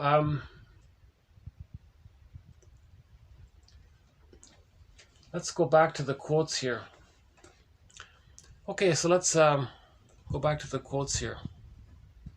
I lost track of time here. Look at that. Wow. I lost track of time here.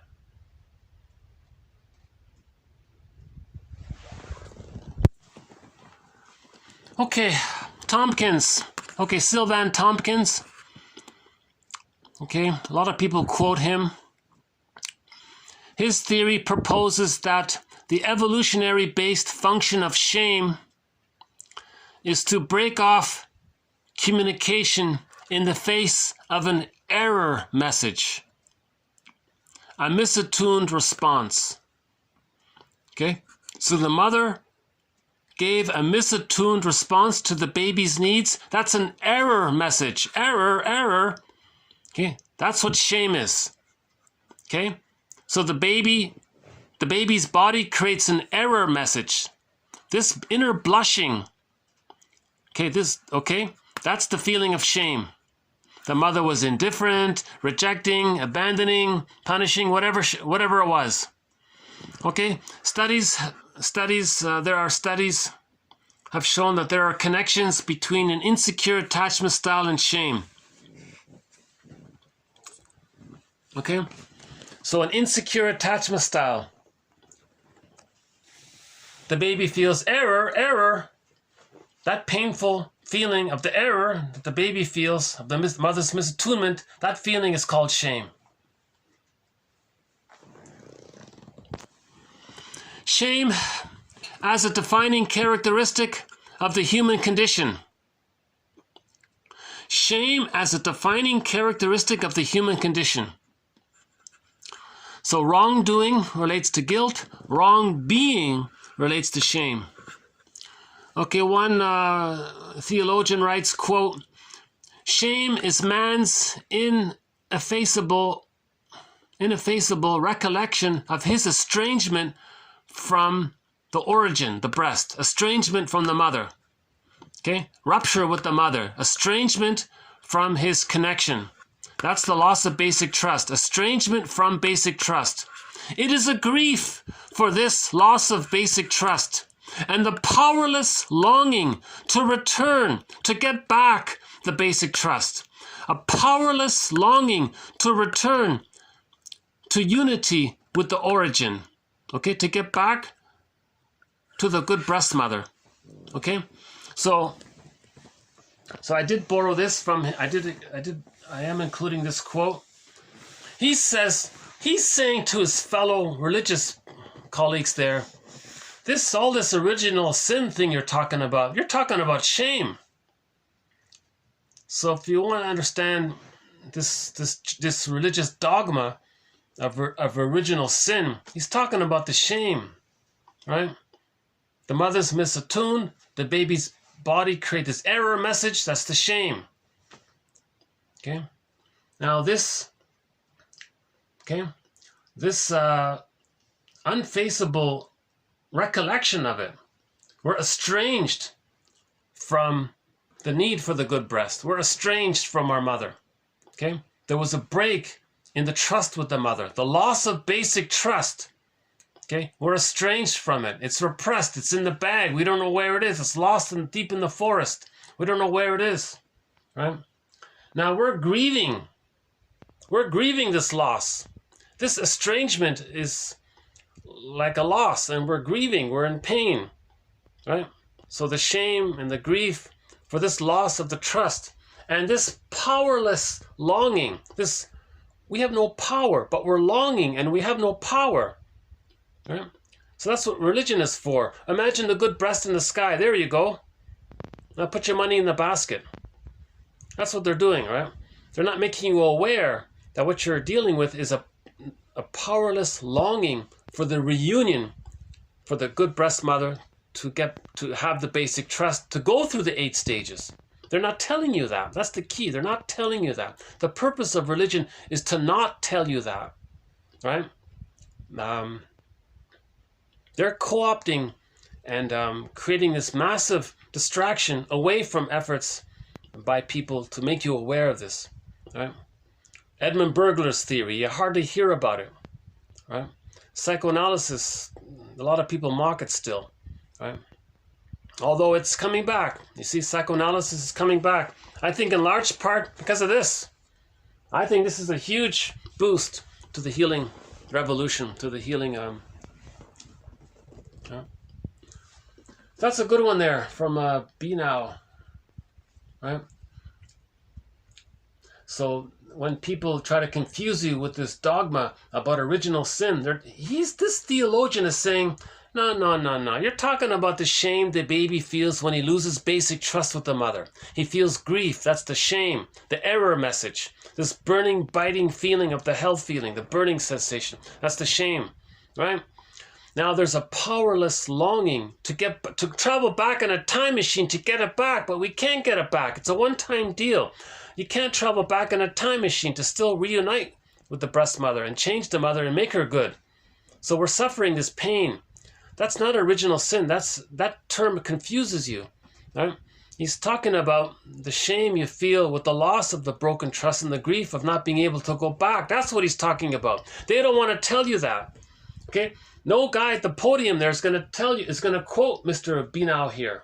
This article won't be quoted, right? It's buried in some little journal and hidden deep in the internet. You got to dig it up, right? I found it by accident, right? I'm searching through all the material on shame, and this one by accident piqued my curiosity. I didn't even know who this guy was. This Bonhoeffer this guy was. But normally I wouldn't include it. But he says specifically that shame, he's trying to teach people that what religion is not, what they're covering up is this topic of shame. You don't even hear the word shame in there. In fact, it's the opposite. The purpose of religion is to shame you. Because if you feel shame, then you bottle it up. It becomes like a reserve. And then when it's needed, they incite it. You know? You see? So that's why religion is a tool for the plunder system. In order to plunder, you need a bunch of angry people, angry at their mothers, right? Where they identify where they become the angry mother and then do to others what was done to them. Because they're in battle with the mother and the mind. Look, mother and the mind, you hurt me, I'm going to hurt others to show you that you hurt me. Okay, so we have that famous quote, hurt people, to communicate that when they were a baby, they were hurt. That's why they're hurting people, because they're trying to communicate that they're hurt. That's why they're hurting people, to communicate that they're hurt. That's a very good little quote. You know, I don't think people appreciate it. Yeah. Okay, next one here.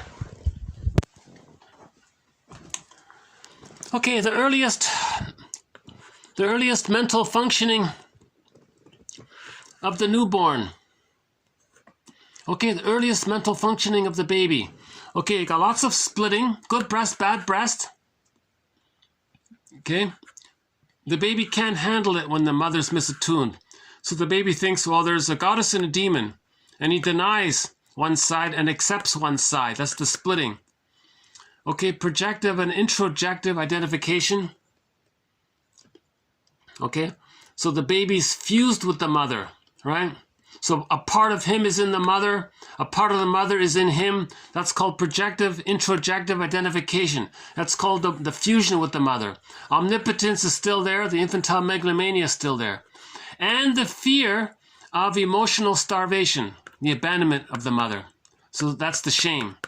So this is dominant with the baby, right? The splitting, good breast, bad breast. There's your religion. Okay?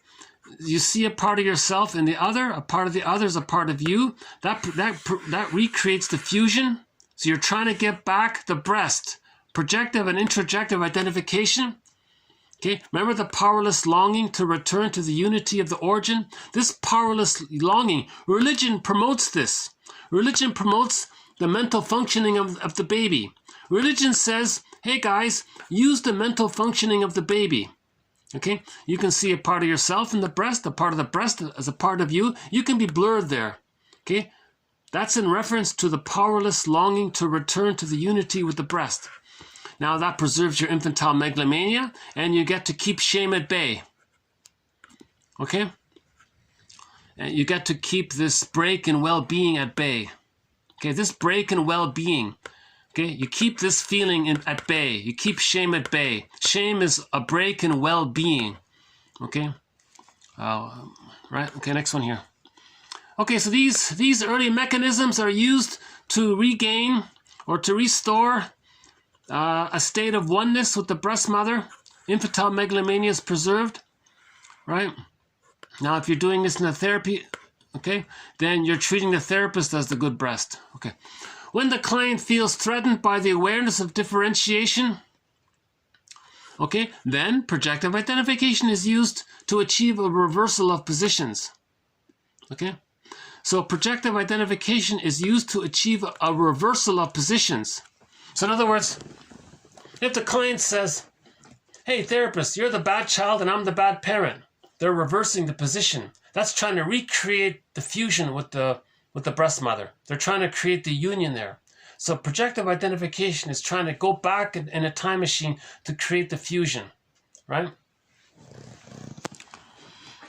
So shame was thus an archaic reaction to separation from the subject and had nothing to do with actually being criticized from the outside. So the person felt shamed. They want to get back to the breast. One way to do it is to project a part of yourself onto them, take a part of them onto you, and try to recreate the fusion with the breast mother. So in projective identification, there's a lot of coaxing of others to play what you can't see about yourself. There's a lot of maybe attempts to take in something that you like about that person and say that they don't have it, and say that like you're trying to metaphorically steal the goodness, their goodness, and expel your badness onto them. You're trying to recreate the dynamic between the baby nursing at the breast. If he's stressed, the mother returns goodness, the baby calms down. They're trying to recreate that dynamic. That's what he's saying. There is no question that guilt plays a major role in literature, but literature also dramatizes the way in which feelings of shame shape an individual's identity, thus propel him or her into wrongdoing or guilt. So he was making the point, because people feel shame, from that shame they're going to do something wrong, and there's the guilt. The wrongdoing is the guilt, but that maybe sprang from them feeling the shame to begin with. Now the mother doing wrongdoing to the baby creates shame. So there's that back and forth quality there. Shame may lead to various forms of self-punishment, guilt may lead to various forms of self-punishment, but shame is guilt plus punishment already executed and accordingly demonstrated externally or in the form of an inner blush. There's that inner blush one. In other words, guilt can trigger the shame. So whatever is related to guilt, you have that. Shame is that, plus the re-triggering of the original shame. So shame is more painful than guilt, in other words. Right. Okay, I'll do a few more by Burglar here. Yeah, I notice myself getting, this is an anxious video today. Yeah. Let's see if I can calm myself down a little bit with that song. Why don't we play that song here?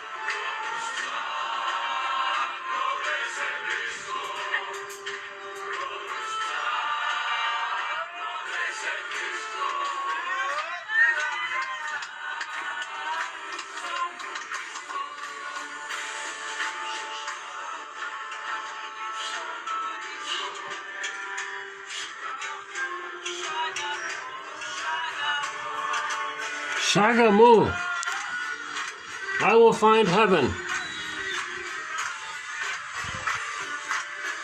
I think he's saying Shagamu, I will find myself. I think that's what he's saying.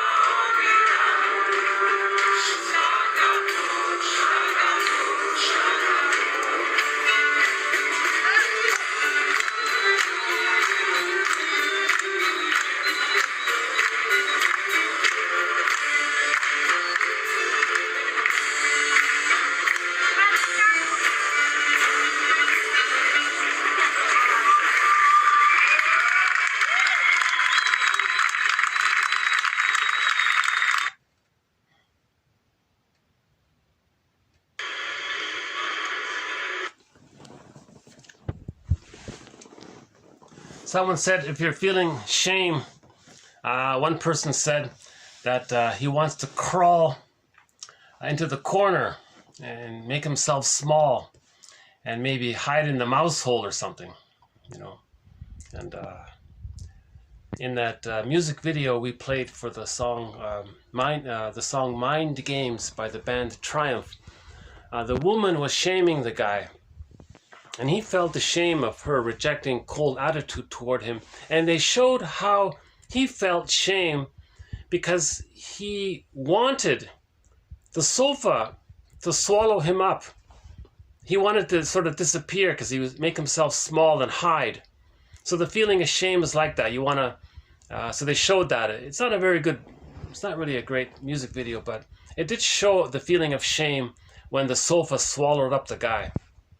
That was a symbol for how he wishes he could just, hide, because the woman was shaming him so much, And anytime you have that feeling, you just want to just, go away, or hide in a corner, or go to some little place. In this video today, I have to admit, I am feeling it. Ironically, I caught myself off guard. I thought this was going to be an easy video, but I think maybe I'm trying to face it myself, so it came up a little bit. Yeah.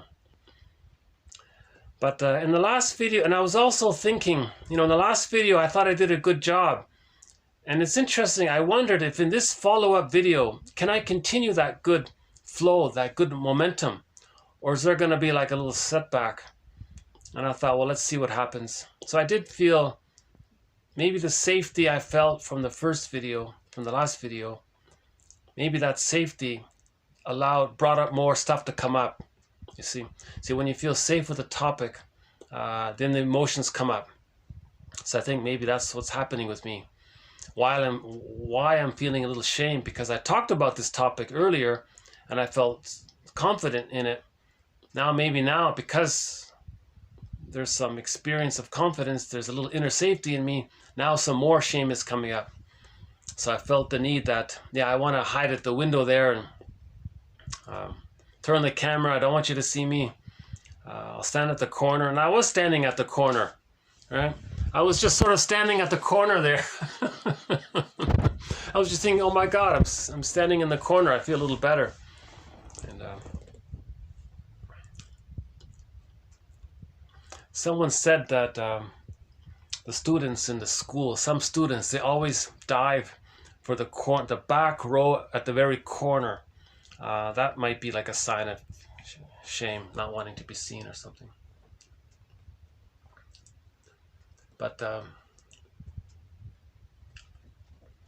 okay, let's do the next one here. Okay, here's one from Burglar. The client fears the possibility of being directly confronted with his real inner conflict. Okay, meaning shame. But Burglar calls it psychic masochism. So Burglar has a theory he calls psychic masochism, where you blur your positive feelings with your rejected feelings. There's a blur there. Now, to avoid that alluring danger, he unconsciously erects defenses and alibis and constructs camouflages and denials. As long as the defenses work, his shaky, neurotic pseudo-balance is maintained. Now, when they don't, he comes face to face with his earliest fears from babyhood time, brought up to the surface, seeking caring witness and adult, empathetic, conscious understanding or mindfulness. So that's Burglar's theory about tensions. Yeah, this comes from this book here about the tension. So if a person's feeling tension, it's because his defense mechanisms are wearing thin. Right? Now his defense mechanisms are a kind of allowing him a kind of neurotic pseudo-balance in his life to not feel the original shame. Yeah.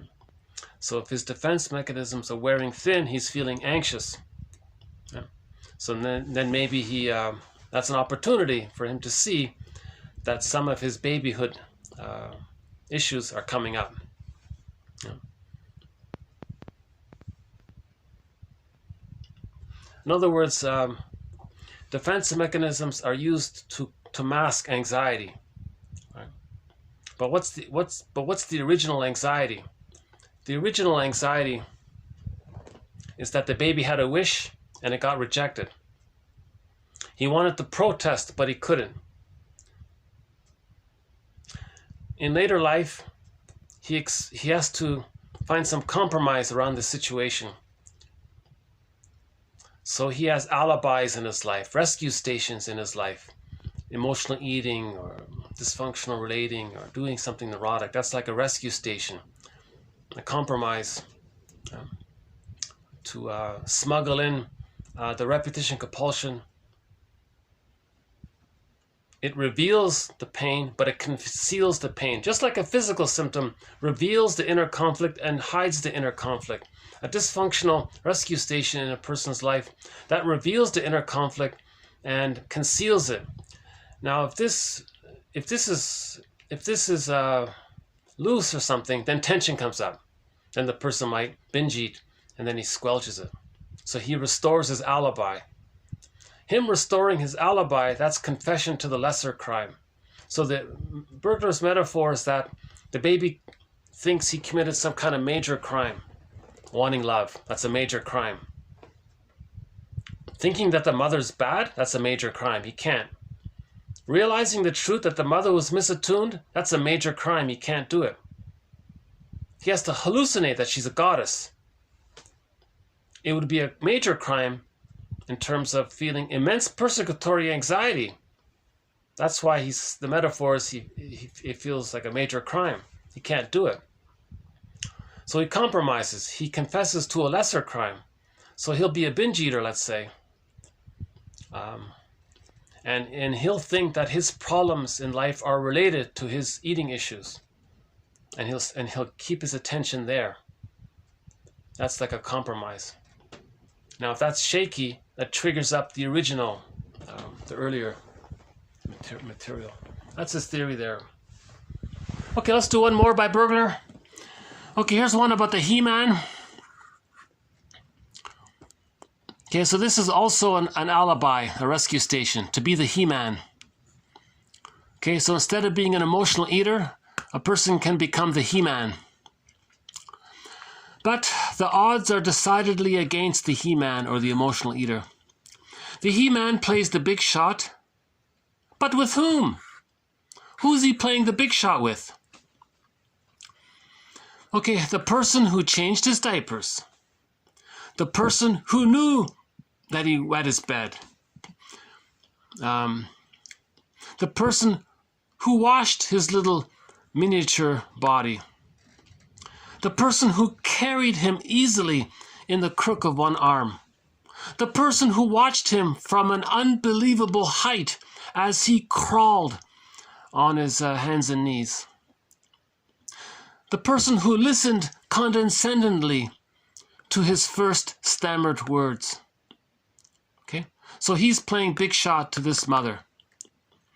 Now, we must admit that it is an uneasy business for the He-Man trying to ward off his constant suspicion that women are not taking him seriously. You see? So the He-Man projects the rejecting mother onto all women. That's what he means. Unfortunately, his parthenogenetic myth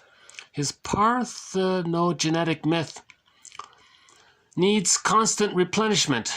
The upkeep of this myth, the He-Man myth, consumes more energy than He-Man can reasonably afford. For example, if you buy a house that's above your means, you certainly won't be able to take the taxes in your stride. When the load is too heavy, you begin with the inevitable additional burden of upkeep. The inevitable burden of upkeep becomes intolerable. Okay, so it's too much, right? Without knowing it, the He-Man is constantly on the watch for the tilted eyebrow, the amused or mocking smile or the smirk or whatever, the derogatory or depreciating gesture, some trifle, right? Which could hint that woman has seen through him and is merely tolerating his pose of He-Man. Okay, so the He-Man is constantly in battle with the rejecting mother. He projects the rejecting mother onto everybody, and if anybody doesn't respect it, he can become triggered. His shame can be triggered. So the He-Man act is a mask to hide the shame. That's what he's saying.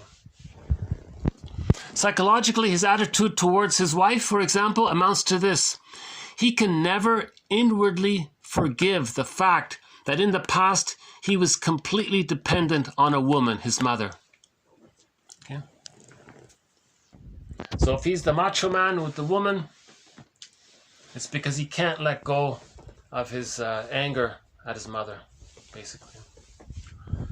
Therapy consists of working through the layers of defenses and mourning the original loss of contact.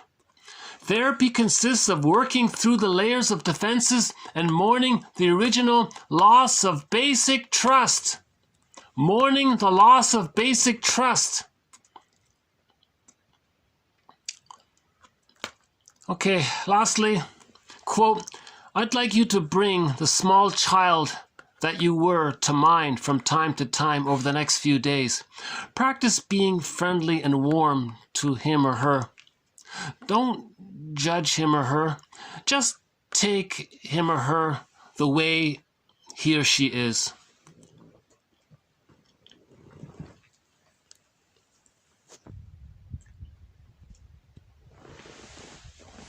So imagine you, when you were 5 years old, bring the image of you of when you were 5 years old to mind, and just be friendly towards that child. Don't judge him, don't criticize him, just take him as he is. That's it. That's the exercise by Fossum and Mason. From their book, Facing Shame, I believe. Yeah.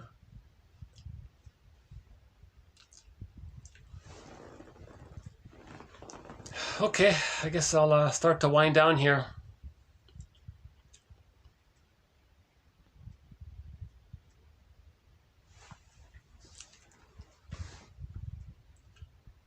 Yeah, I do feel embarrassed during this video. I imagine my face is a little reddish. I feel it a little bit.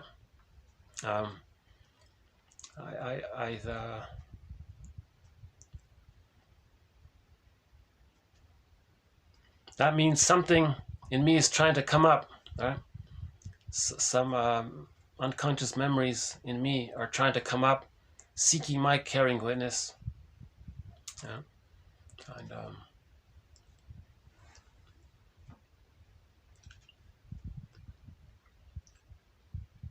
I do sometimes try to cover a lot of material. I think the combination of the shame topic and the religion system,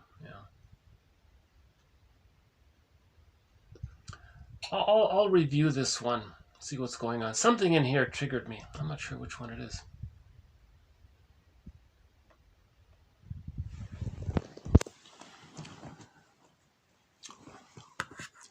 Okay, the doctor one about shame. So the medical doctor said that medical doctors don't talk about shame. It's the elephant in the room, he said. The Erikson model. Yeah, somewhere in here. I think I got a little triggered here somewhere. Yeah. Oh, the religion. Yeah. And then I stayed triggered throughout the rest of the video. Yeah. The Tompkins one about the error. I like that one about the error message. Your body is saying, error, mother, there's an error here. I feel shame. Right?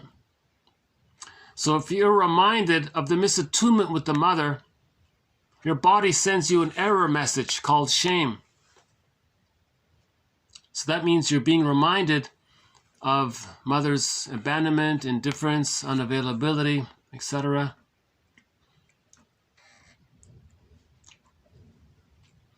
Yeah, this one's interesting. Shame is man's ineffaceable recollection of his estrangement, right, from the mother, the good mother breast.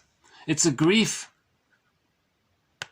for this loss and the powerless longing to return to the unity of the origin. Okay, so this guy, this is the issue. Okay, shame is the defining characteristic of the human condition, he says. Okay, when there's a loss of basic trust, then there's shame. Okay.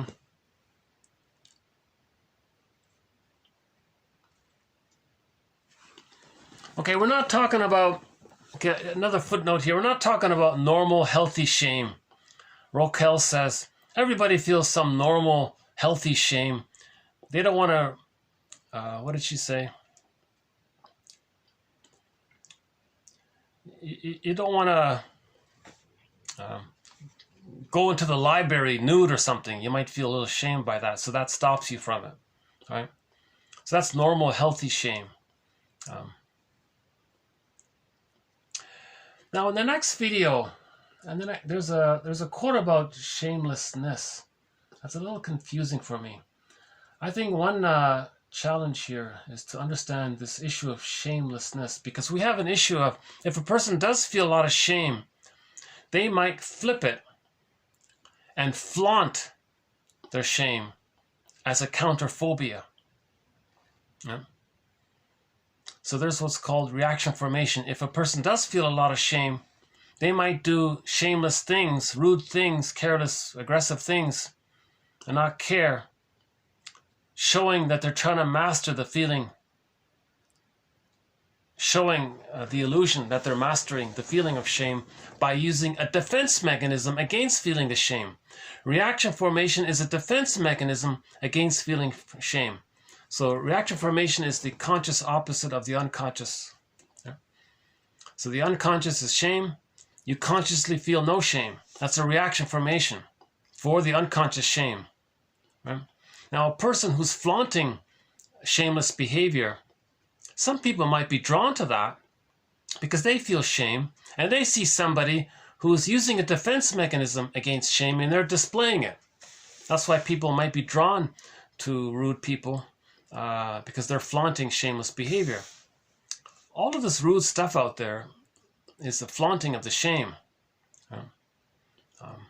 Now we have another quote coming up in relation to that, so I'll have to save that for the next video. Yeah. Ironically, in the next video, we have some more quotes on shame. I didn't realize what a treasure trove of information there is on shame up until recently. There's been a huge interest in this topic of shame in the past 20, 30 years. 90s, yeah, since the 90s.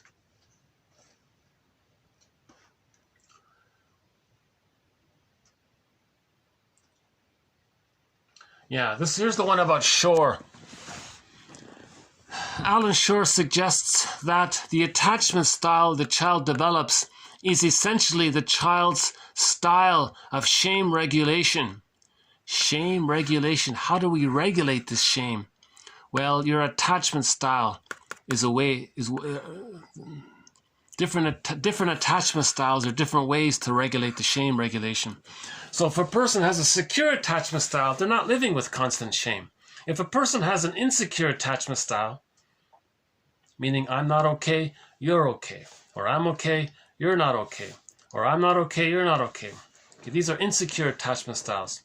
Those are ways to regulate constant shame. So insecure attachment styles, whatever they are, anxious, avoidant, disorganized, reactive, etc. These are ways to regulate shame, he said. Parentification, he said, can cause shame. Because if the mother expects too much from the baby, that's too much pressure. He can't live up to that expectation. He feels no good, so he feels shamed.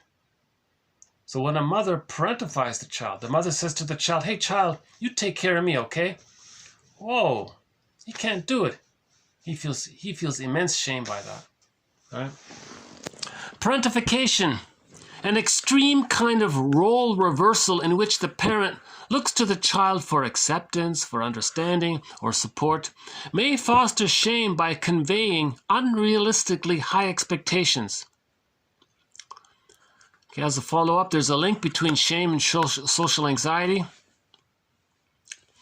Shame arises because the self is social.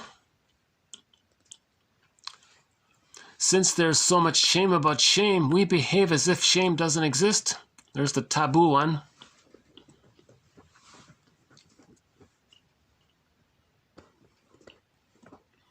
And we'll do some more quotes about shame.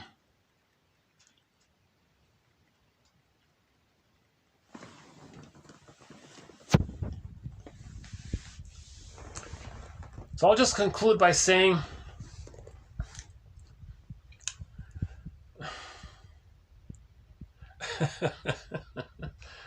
that you're looking at a guy who's feeling a little shame today.